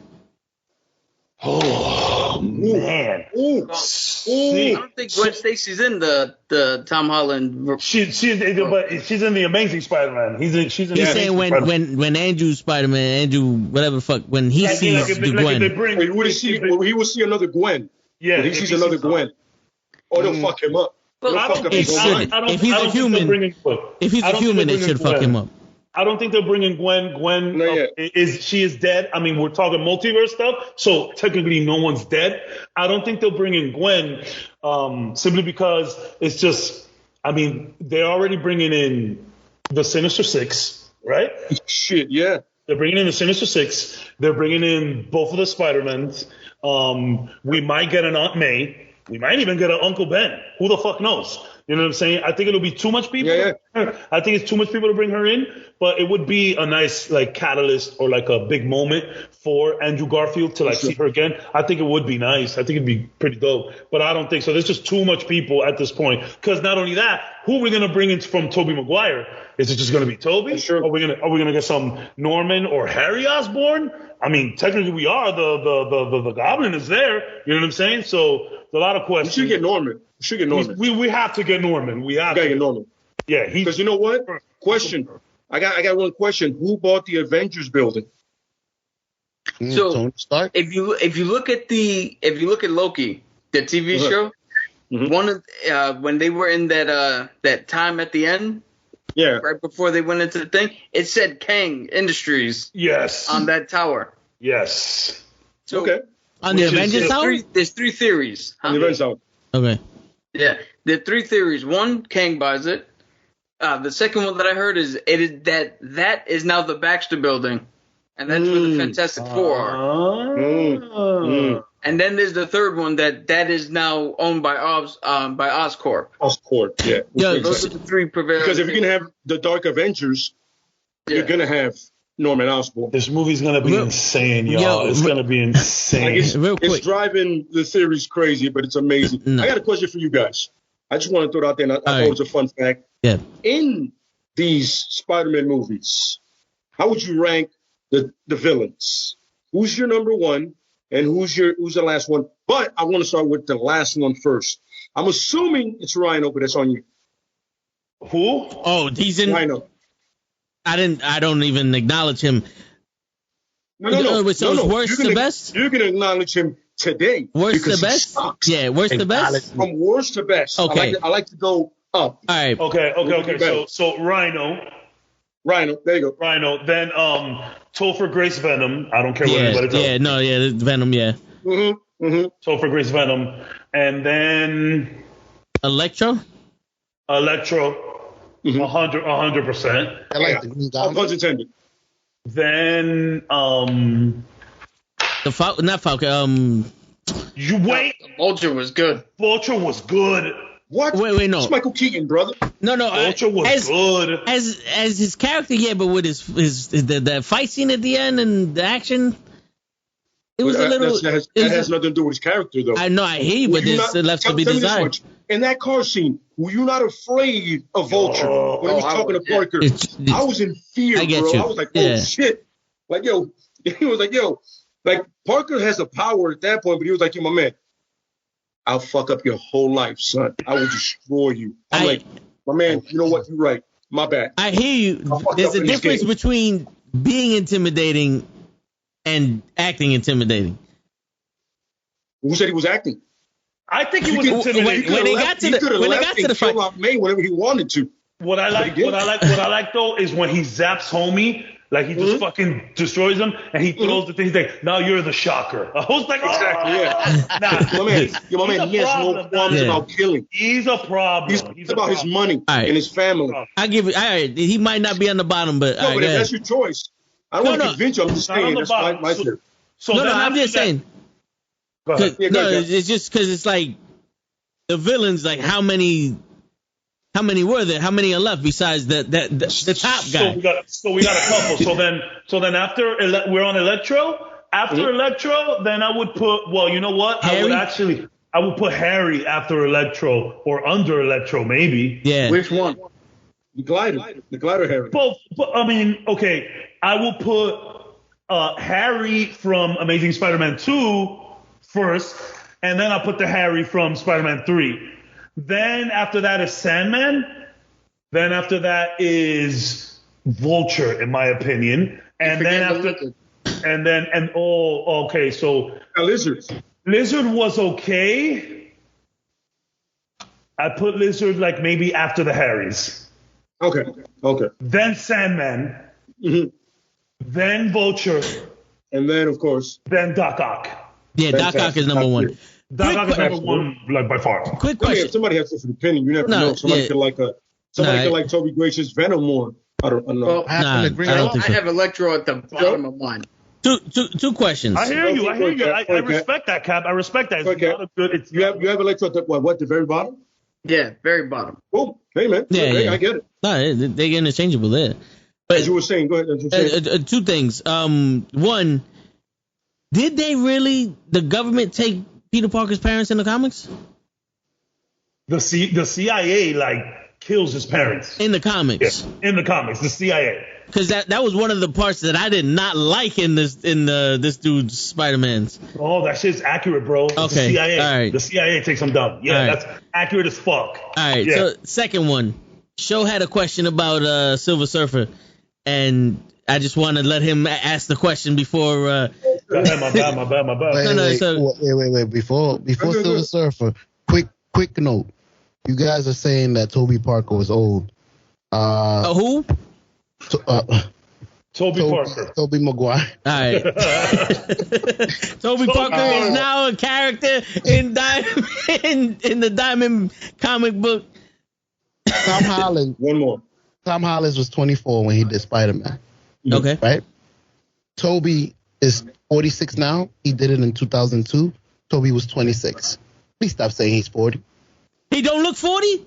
He looked 40 in that movie. Tom Holland looked young. Yo, Show. Just making sure. Show. You said he was 26, right? Yeah, but when Tom Holland first 26 in high school, bro. Yeah. When Tom Holland first showed up, though, he was 21. Yeah. Like this. In Infinity War. Okay. Joe, let me put it like this, Joe. 21. Tom Holland looked young enough to go to Bronx Science for a month and get away with it. So that's all I need to say. He went to high school for a month. In Bronx Science, which, by the way, is an elite school. Yeah. Just throwing it out there. Tobey Maguire wouldn't get carded if he walked into a strip club, bro. No. You couldn't put Tobey Maguire or Andrew Garfield in a high school in New York to gain some perspective of the New York high school kid. Yeah. No, they were both 90210 high school. Yes. Word, they all look older. That is way too accurate for anything else. Nah, I hear you. All right. But Show, I applaud you for that information. Great question. Go ahead, Tom. No, that was just your Silver Surfer question. All right, Silver Surfer. Y'all mentioned he wasn't able to be in the movies because of ownership, right? Yeah. My question to you guys is, can you name, or is there other characters that were in the Avengers in the comics that you wish could be in the movie but couldn't because of rights? Oh, I got two. One of them, I don't know if it's a rights issue. I just don't know if they could put her in. But Tigra is one of my favorite characters, and I wish they would have put her in.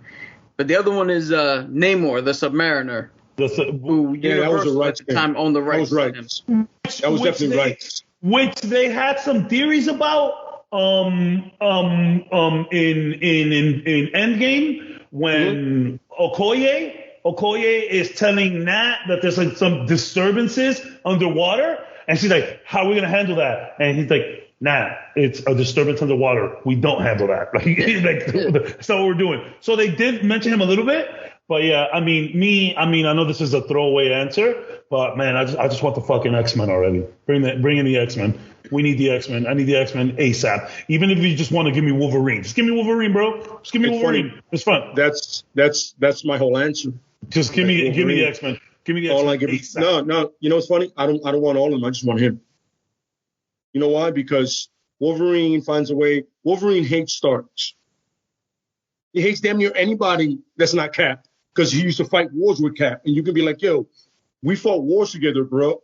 And you can go back with that because he's that old. They're like, yo, we fought along each other in World War II. Like, I know you, bro, and you know me. He goes, you're right, we do know each other. You know what I'm saying? To the Winter Soldier, basically. Absolutely, yeah. It's one of those things where, like, yo, my man, I can relate to you, bro. You know what I'm saying? And think about it. Nobody else besides Bucky will be able to relate to Cap. And nobody else can be related to Bucky than who? Wolverine. Who else is going to relate to him? How old are you, bro? Not as old as anybody else. You know what I mean? What about Magneto? You know, and then he could be that old grizzly dude that doesn't like anybody. But you do need the guy. You know what I'm saying? And he can be like, yo, there's more people like me. You know what I mean? We just didn't come out because this world is pretty fucked up. You know what I'm saying? We didn't say shit, you know what I mean? But yeah, I think I'm with Cavs. I'm like Logan the whole way. Just give me Logan. Give me the fucking X-Men. Give me Wolverine. Give me Nightcrawler. I need X-Men ASAP in the MCU, bro. Let's get it happening. Give me the Dazzler. I need some flannel and I need some long trench coats to make sure. Yeah, for real, bro. So I got two. One of them is a real answer, and the other one is just me, ranting. So the real answer is I would have loved to see the Fantastic Four, at least Doom. You know? Yeah. 100%. Like, because they're big things in the MCU, and plus I like the Thing. You know what I'm saying? I would love to see how the Marvel does them. When are you gonna be the Thing for Halloween? Almost. I gotta figure out a way to paint rocks on my body. But hit up your boy Sonny Art. Yeah, I'm gonna have to. Halloween isn't far away, brother. It's true. We're a month away, brother. For real. Yo, and show my second answer, which is Drax. I wish they would have actually put Drax in the fucking movie, because he was built to kill Thanos, and he didn't even fucking fight him. Thanos killed his family. That was the fucking motive for Drax, even in the movie. And in the minute they're face to face, he's fighting a fucking one of those worm shits that came out the ship. Anyone else could have fucking did that.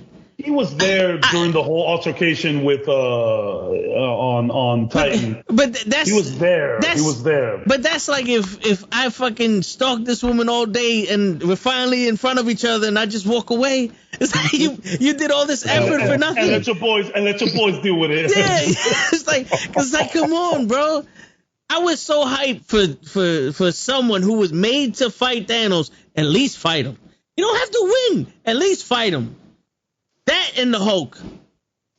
Because I'm not gonna lie, that was not my Hulk in the movie. I love Professor Hulk. Professor Hulk was good. Professor Hulk was good, man. I'm gonna tell you right now. I'm gonna do it again. That wasn't our Hulk. That was their Hulk. Yes. Yo, when he sees his old Hulk smash this shit. That is why. Because if you know anything about Thanos has said it. I hate fighting the Hulk because he never stops. In the comics, he has said it. He said it many times. Yo, listen, I'll fight anybody else on this planet. Just don't bring me that green asshole, because he just keeps fucking going. He doesn't know how to stop. Did Thanos say that with the Infinity Gauntlet in hand, though? I believe it was beforehand. Because let me tell you, because I really enjoyed Professor Hulk, and he is comic book accurate. We did have him, but I know a lot of people feel a certain way about the Hulk. Listen, after the Hulkbuster versus Hulk fight, I don't think we needed any more Hulk after that. We saw all of the Hulk. Not that we needed to see, but we saw a lot of Hulk there. So it's like the only reason people are upset about Infinity War is because they probably didn't watch Age of Ultron. You know what I'm saying? It's like, you know what I mean? Like if you saw Age of Ultron, you got enough Hulk. Yeah, but you know what I mean? I was disappointed when Thanos laid into Hulk, where he fucked Hulk up, and then Hulk didn't want to smoke after that. I was like, hold up, time up. My Hulk card right here. Not much. This Hulk card right here was like he went out like a fucking punk. It kind of. You know what? The Hulk. You're telling me the Hulk doesn't want the smoke? He lives for the smoke. The smoke is what he emphasizes. He is. But I understand. Smoke. No, I get it. You have to show how much of a G Thanos is. Correct. Understood that. Right. All of a sudden, he takes out one of your biggest guns, like with just hand skills. Respect that. Shout out to Jose, also wanting to see Adam Warlock. Word. But then you give so much power to Thor. It's like Hulk and the Thor, but like Hulk and the Thor, from what I understand. The thing is, you continue a story with Thor, not with the Hulk, because Thor leads to Ragnarok and all that other shit. It's a story leading. I understand what they did. Am I a fan of the Hulk being bitched out? No. But I understand the liberties taken to move a story along. Because now the losses matter more if the Hulk doesn't take out Thanos on that ship. It matters more. I understand it. Am I a fan? No, fuck no. I wanted the Hulk to break this dude in half. Because the Hulk is not stronger than Hulk? Nah. The Hulk, I wanted the Hulk to break him in half because he only had 2 stones at that point. You're right. He only did have 2 stones. He only had 2 stones at that point. He did. And we're talking about the Hulk. The Power Stone. Every time I get angrier, I get stronger. But he didn't use the stones. He fucked them up hand to hand, yeah. But what I'm saying is, he didn't have 6, he had 2. He shouldn't even be as strong as he was. What I'm trying to say is, but with Cavs and Cavs saying, I understand moving the story along, and it made everything more. How do I say it? It made everything more dire. It's like if he takes out one of your biggest guns, what the fuck, dude? Your biggest gun is like, I don't even want to fuck with this dude today. I understand it. Did I want to see Hulk break him in half and I want to see purple blood everywhere? Yeah. Yes. But here's my thing. In a what if, I want to see him just do the Wolverine but shit. Here's my thing. Yeah. I love the 2 movies. But if I'm going to nitpick, I really hate the fact that they turned Thor into a god. I know he's a god or whatever the fuck case may be, but in all the other movies, Hulk and Thor, they fucked each other up.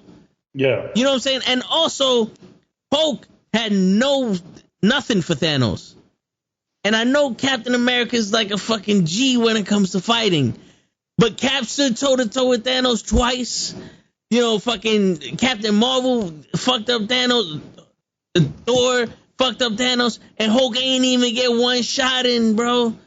Like, even as Professor Hulk, just let him punch him. Bakata. You know what I'm saying? Like, 1 cocotazo or some shit to Thanos. I hear you. Let him get his get back, a little pow, and then I'm going to go help Peter. Drax, a little, get on Thanos' back while fucking Captain Marvel. You know what I'm saying? Like, toma, maricón. Something.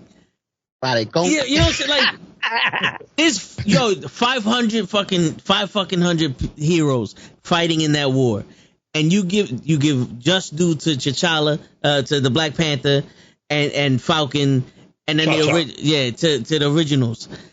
But then Hulk is an original. Hulk is an original.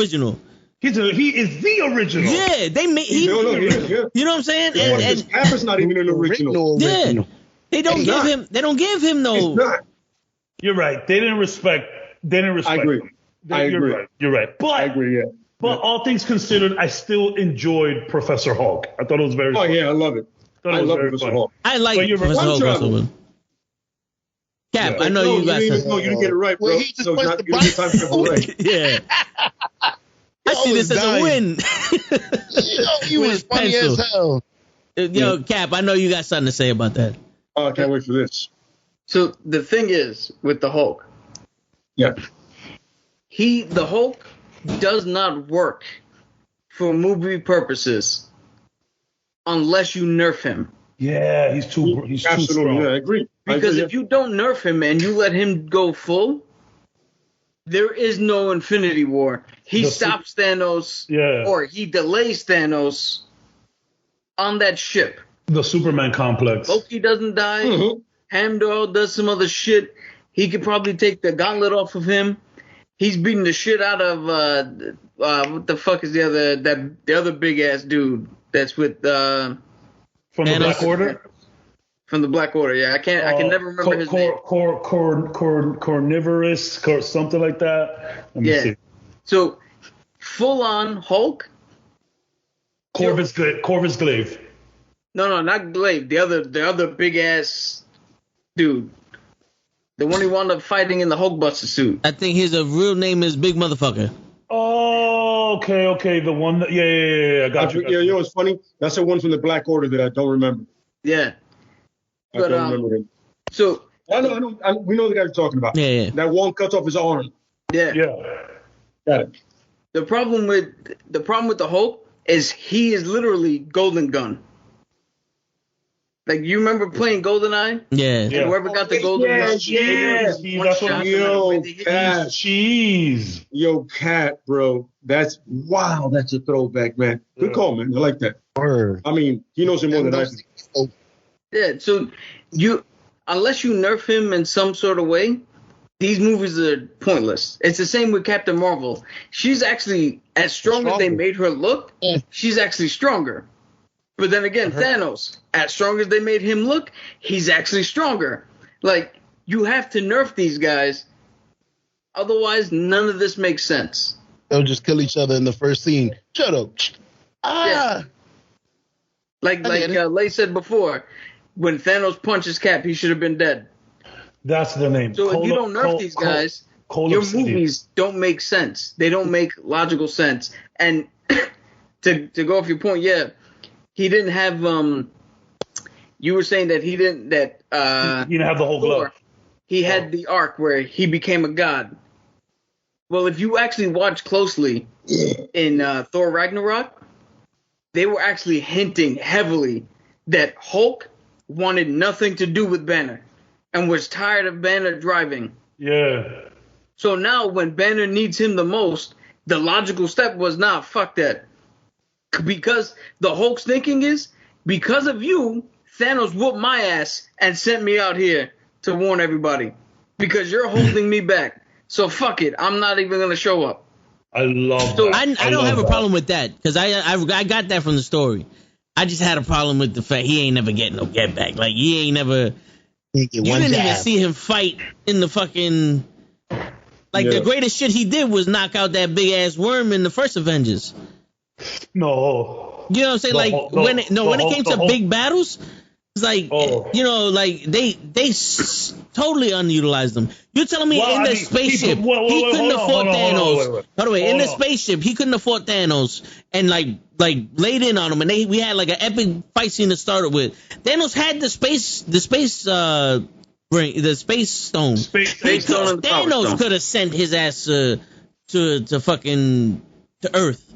He could have boogied his ass to Earth. And it could have been an internal struggle between the Hulk and Banner on some, why the fuck did I fight this dude? Fuck you. You know what I'm saying? But I see what you're saying, but it makes more sense that the Hulk gets fucked up quickly because now Banner is afraid, and now the Hulk is literally, like I said before, pissed at Banner. You're holding me back. He shouldn't have been able to beat me that quick. Yeah. So I'm not going to show up for you. So that's where I think it made more sense to do it that way, as opposed to your thing. And I know the redemption arc and shit. We all agree. No, but then that story, which I saw it there, when he turns into Professor Hulk, he merged the two together, the brains and the bronze. Where is that at? Because that kind of makes no sense when you didn't show him and the Hulk, basically redeeming their conflict. Because you saw the Hulk was like, I'm not dealing with you.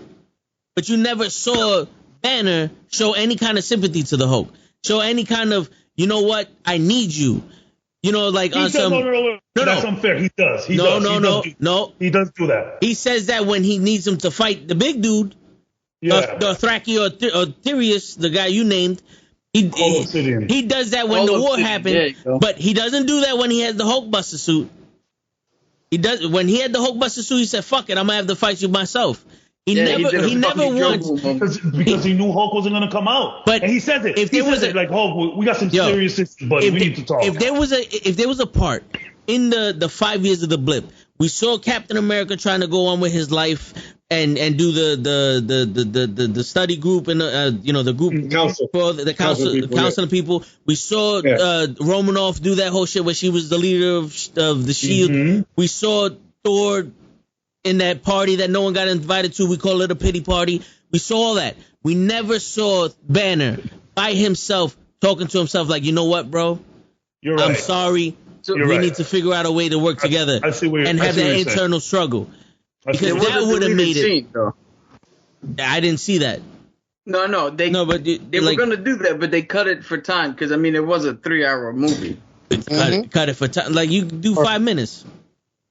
Lady. Okay. I think Lay got disconnected. Yeah. You know what? At least give us a couple minutes of leading up to his decision of Professor Hulk. Him and the Hulk. Like, yo, you know what, bro? If you're not gonna come out when I need you, then fuck it. We're just gonna do this. Bam. I you know what? I hear you on that. But my whole sentiment is I hate when people are just like, oh, I don't like Hulk because Hulk no smash in Endgame. Like, chill out. Like, we don't always need the same smash. You know what I'm saying? Like, the Hulk hit the most important part in Endgame.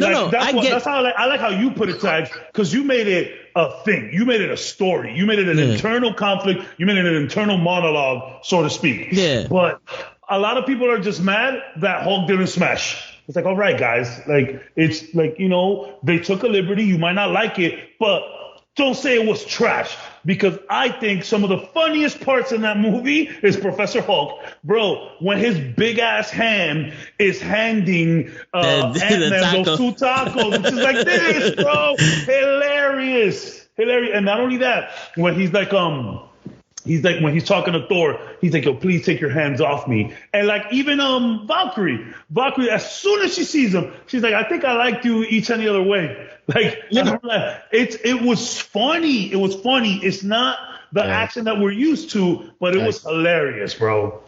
I agree. Yeah. When he punches the bike, that was my favorite. Side note, Cavs. I'll say G is Hutch. Huh? I'll say G is Hutch. I figured that. I figured not at all. I figured that. What's good, Hulk? Welcome. No, but he didn't. The Hulk and Banner always had the problem with each other. But like, if they would have went more into the movies, like, to me, I think that's like a bigger arc than most of them, because like I said, Hulk is an original, and plus you don't give him his own movie ever since the Bruce Banner one. The Ed Norton one. You know what I'm saying? Like, he hasn't had his own movie. So Cap made this clear to me that like Thor Ragnarok, Infinity War, and Endgame was kind of like the 3 movies that Marvel did for him. They just squeezed them in. Or, you know what I'm saying? Ragnarok is as much Hulk's as it is Thor's. True. So, yes. But Ragnarok showed the beginning of that conflict between Hulk and Banner. Well, if you want to be technical, the beginning of that conflict is Ultron. When Scarlet Witch made him lose his shit, and he goes crazy, and people really saw who the Hulk was at this point. No, true. And, but you know what I'm saying? Like, we never got. It was literally, oh, and by the way, he's a smart Hulk now. Yeah. You're right. Like an extra 10 minutes. They literally pulled up to him, and he's in the restaurant with a sweater on. It's a little jarring. I'll give you that. Yeah. It is. It's jarring. You're like, okay, and even if you are a comic book fan, you probably saw that shit and were like, okay, I know what you're doing. I know what this is, but maybe a little explanation. I hear you. Yeah. Give us 5 minutes with him, like, wrestling over that fact. Something. Or or maybe on his way, back to Earth with Valkyrie. Anything. Yeah. I see what you're saying. Give me a second.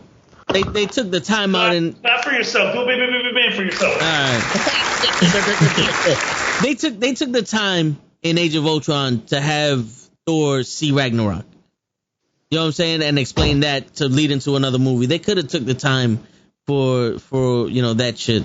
They already had 3 hours, bro. How much time are you gonna give them? I mean, the Snyder Cut gave us fucking 4 days. Damn. It's still playing. Show. The Snyder Cut. It's still fucking playing. You act like you ain't never seen a 3-hour movie before. 5 extra minutes? Like it No, yeah. I agree. But 5 extra minutes is not a lot to ask for. I'm not asking for his own movie. You gotta remember, there's a character that they limited throughout the whole series. They're like, we're gonna find somewhere to cut it. It's gonna be the Hulk. True. You fucking Black Widow got her own fucking movie. Stop. Black Widow got her own fucking movie. Yeah. Right? She's dead. Game over. Word. We're done. All right? We got a sister coming into the new shit. And she got her own movie. So, they picked, Marvel picked a character to be like, listen, we have to end this origin shit somewhere. Guess who? Hulk. I just wanted you to know, Hawkeye has a show coming out.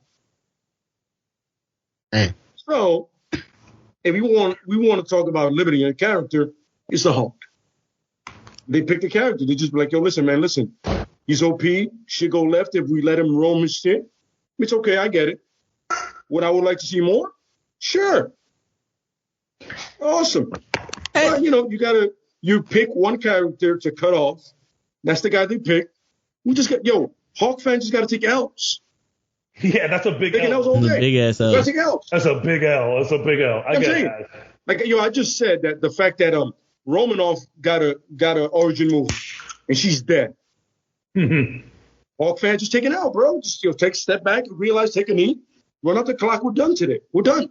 Now walk away from this game. I'm glad we got to see him in What If, though. Yeah. I'm very happy we got to see him in What If. And we are going to see him in She-Hulk. Yeah. So let's not, we're not done with Hulk yet. Because he has to give her the blood to give her the, for her to be her. So it's like, he's not dead. He's just, not, he doesn't have his own movie. You know what I'm saying? We got to take him in doses. Yeah. Not all at once. You know what I mean? Yeah. Oh, Hulk is stronger than Thor? After Thor wiped out all those people in Wakanda? One hammer? Yeah. There were, And Hulk was there. Oh, y'all in trouble. My man just saw the hammer. He's stronger than Hulk? No, he's not stronger than Hulk. Everybody with the hammer. Once he got his new hammer. But those were just regular, little minions, Yeah. I mean, he did take out Thanos with it, but Let's debate this. Who's a stronger character in the comics, Thor or Hulk? The Hulk. Yeah. Really? Yeah. So look. Like we're talking about right base level. Level. If it's at a regular standard, who is stronger? It's Thor. But the problem is that Hulk cannot stop getting stronger. That's what it is. He gets mad, he gets stronger. If you're looking at it at face value, who is stronger? This is the god of thunder, lightning. You know what I'm saying? He has, Hulk is strong. This guy has magic. You know what I mean? So when it comes to, pure just strength, not power, not aggression, strength. It's Thor. But the problem is Hulk doesn't stop, and the more angry he gets, the stronger he gets, the more ruthless he gets. But since Thor can control his power better, a lot of people would say Thor. I'm going to go with Thor on base strength, but Hulk because you just can't beat him. You just can't beat him. Listen, the fight goes longer, it gets worse for whoever's opponent is at the end of the day. It does. You want to go round for round, brother. It's going to end after 3. I disagree. It's going to pound you into the fucking ground into fucking mush. It's not going to go. It's not going to go good for you. I disagree. Yo, my man, take him out quick, convert him back to Banner, or just don't fight him at all. If you can convert him back to Banner, you're going to win that fight and kill him. Of course. That's your strategy. Make him Banner again, and then you murder him. Otherwise, walk the fuck on. In the words of Bruce Lee, Walk on. Don't get into that battle with him. You don't think he could do the same thing he did to Thanos with the hammer? Right through his head? Bang! That's it. It's over. Probably. He murdered Thanos with... You honestly think a Savage Hulk is they going to let it go that far? Yeah. Savage Hulk is another level of a fucking beast, brother. There's a world breaker Hulk. That is a beast you don't want nothing for. My man, you ever heard of, like, don't want none of that smoke? Savage Hulk is a definition of I don't want none of that smoke. He's the guy for that. He's like the Superman that's a million, right? That went through like 80 suns. And that's Savage Hulk. You don't want none of that business, bro. Or Maestro Hulk, too, by the way. That's a good one, too. I understand why they should have brought that Hulk for Thanos. I understand. Exactly. This is the Hulk you needed for Thanos. Yeah. The Hulk we needed, but we never got. For real. That's what it was. Yeah. Cap, you want to weigh in on?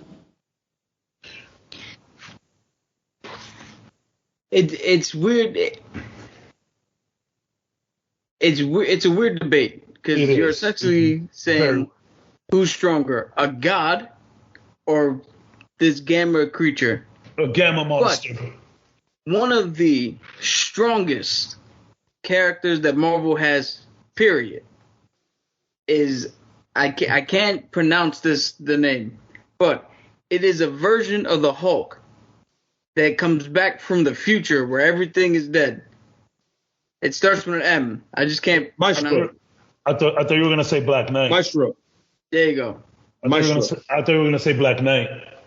No. That version you're talking about Maestro. That's where like Savage Hulk meets Banner's intelligence. Yeah. And it comes together. Yeah. He's one of the strongest characters, period.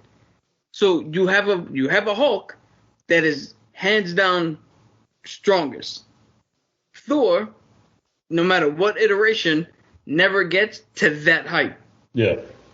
So I gotta go with the Hulk. Yeah. Now, can the Stormbreaker, right? That's Battery Bill's hammer. Can that kill the Hulk? No. No, I don't. Well, there's really little things because Hawkeye has technically developed something with one of the arrows where he killed Bruce, but that was something where Bruce told him to do it, and Bruce was allowing him to do it. I don't think anything can actually kill the Hulk. If the Hulk doesn't want to die, nothing is going to kill him because his skin becomes impenetrable. A whole bunch of other shit happens to him.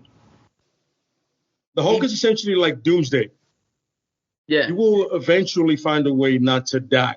You know, you're like, when you try something, I will get better at not dying from that. So you did that?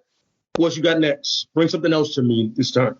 So he, you know what I mean? Kind of like that. You know what I mean? Yeah. Yeah. Like if you get a chance, read. There's a new Hulk thing. It's called Incredible Hulk, but this Hulk is like Savage Hulk. Like just, dude, it's almost like a horror comic because he just goes in, bro. But he's smart still. Yeah, but he's still smart, and he just goes in, bro. And it's a great comic. It's the art is great, the writing is great, and you can see where it makes sense. You know what I mean? Like this is the Hulk that always should have been, and the world always feared, which is fun. You know? Yeah. If you're a Hulk fan out there, read it. It's fun. There's actually a comic where Hulk's head gets decapitated and he just grows it back. He literally just grows it. That's some of the newer stuff. Yeah. That's some of the. Is that a what if or is that a real? No, that's like one of the newer comics, one of the like later like graphic novels. You know how DC has New 52? Yeah. What is Marvel's version of New 52? Dude, they've had Heroes Reborn. Yeah, they've had so much shit. They had a whole bunch of different ones. Yeah, so like in one of those newer ones, Marvel Now, I think Hulk gets decapitated and he just grows a Bruce Banner head back, and then it turns into the Hulk. It's so weird. It gets absurd. It's so weird. Yeah, but it just shows you the fact that it's like, I'm not going away, man. It's just not gonna happen, man. You know what I mean? Which it's funny. It gives you that kind of Superman vibe, but also you're like, like it's fun for the Hulk, especially like the angrier he gets, the stronger he gets. They're like, yeah, I get it. You know what I mean? Yeah. I guess it's fun for that. You know what I mean? Like So at the end, he's a normal guy at the end of the day, and then he becomes this thing. Yeah. So in the movie, in the MCU, Thor would be stronger than Hulk. Yes. As of right now. Yeah, absolutely correct. In the MCU, the way you got to look at the MCU is if he was able to kill Thanos with Stormbreaker, technically he should be able to kill Hulk with Stormbreaker. In the MCU, you got to look at it like that. But in the comics, nah, Hulk is just there's no stopping him. He's gonna take that and shove it up Thor's ass. Yeah. Because he can't. Period. All right.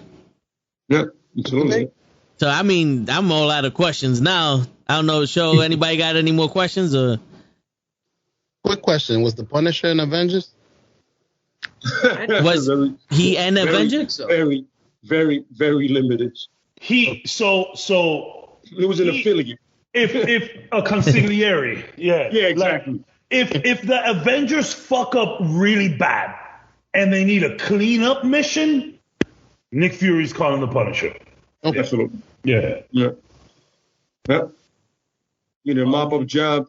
You know the black op guy to go to. Perfect. Absolutely. I believe that was my last question. Awesome. Yeah, we only got one person in chat too. I think it's a good time. Yeah. 3 hours. Yeah. We done. Yeah, we did this was a good conversation. True. Absolutely. Yeah. Very good. When is it not though? You know. It's true. When we don't speak. When we had that split second of dead air. Yo, you know what, Joe? I'm gonna tell you, this has been your day, son. Hey, I appreciate it. I like getting ready. Yeah, this is great. I should do that more. Got a record number of subscribers in tonight's little gala. Oh yeah, It's awesome. Yeah. We're all about it. Like chatting, everybody was interactive. It's amazing. For real, everybody subscribed. We got some subs today. Yeah. Mm-hmm. For real. Man, it was a good day. It was a good day. Had a lot of people show up.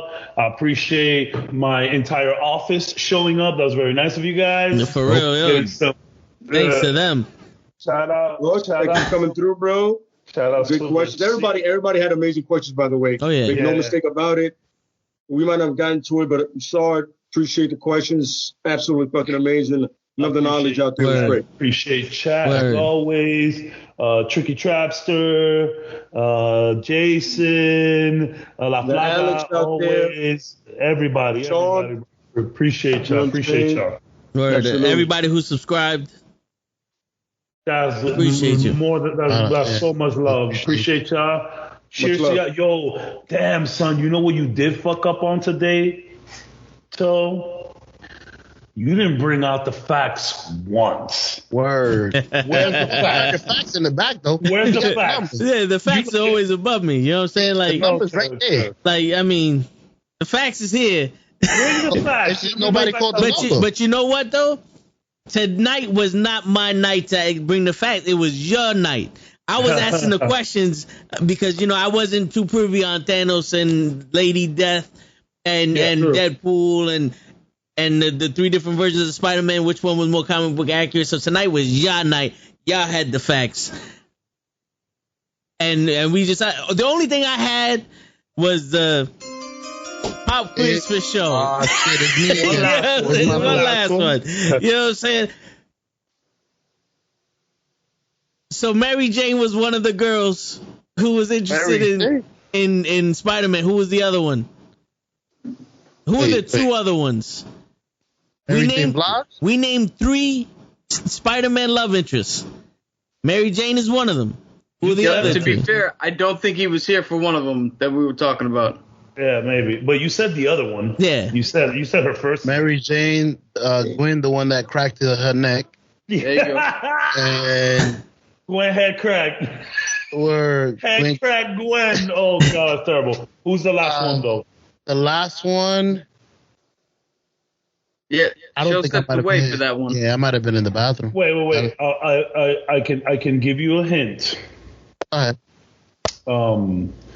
Let's see. What's a good way to phrase Friday. There you go. Friday. That's what I was gonna say. You want some sugar? You want some sugar? Bye. You need to borrow a job, your broke ass. Oh, trying to smoke on somebody's shit. Yeah, you're confusing him more. Word. You talking about the Asian lady? Bye. What comes after bye nowadays? From Friday. Bye, Felicia. There you go. Felicia Hardy. One last question, show. What's my favorite phrase to end the show? Oh, same one that Spiderman got. It's your local neighborhood knucklehead. And on that note, it's your friendly neighborhood knucklehead signing out. Peace, everybody. Thank you, what everybody. a fucking... Got it right there. That's perfect. Got it right there. You just say fucking. Got it right there. It's not loading up. There you go. Oh, shit. Good night, guys. Good night. Oh, man. Holy, Guys, it's playing. back tomorrow. Movie night, Bob Ross. Word. Make sure you got to come back. That's right. All right, guys. All right, later. Good shit today. Hello, fellas. Yes, sir. Good shit. Sometimes.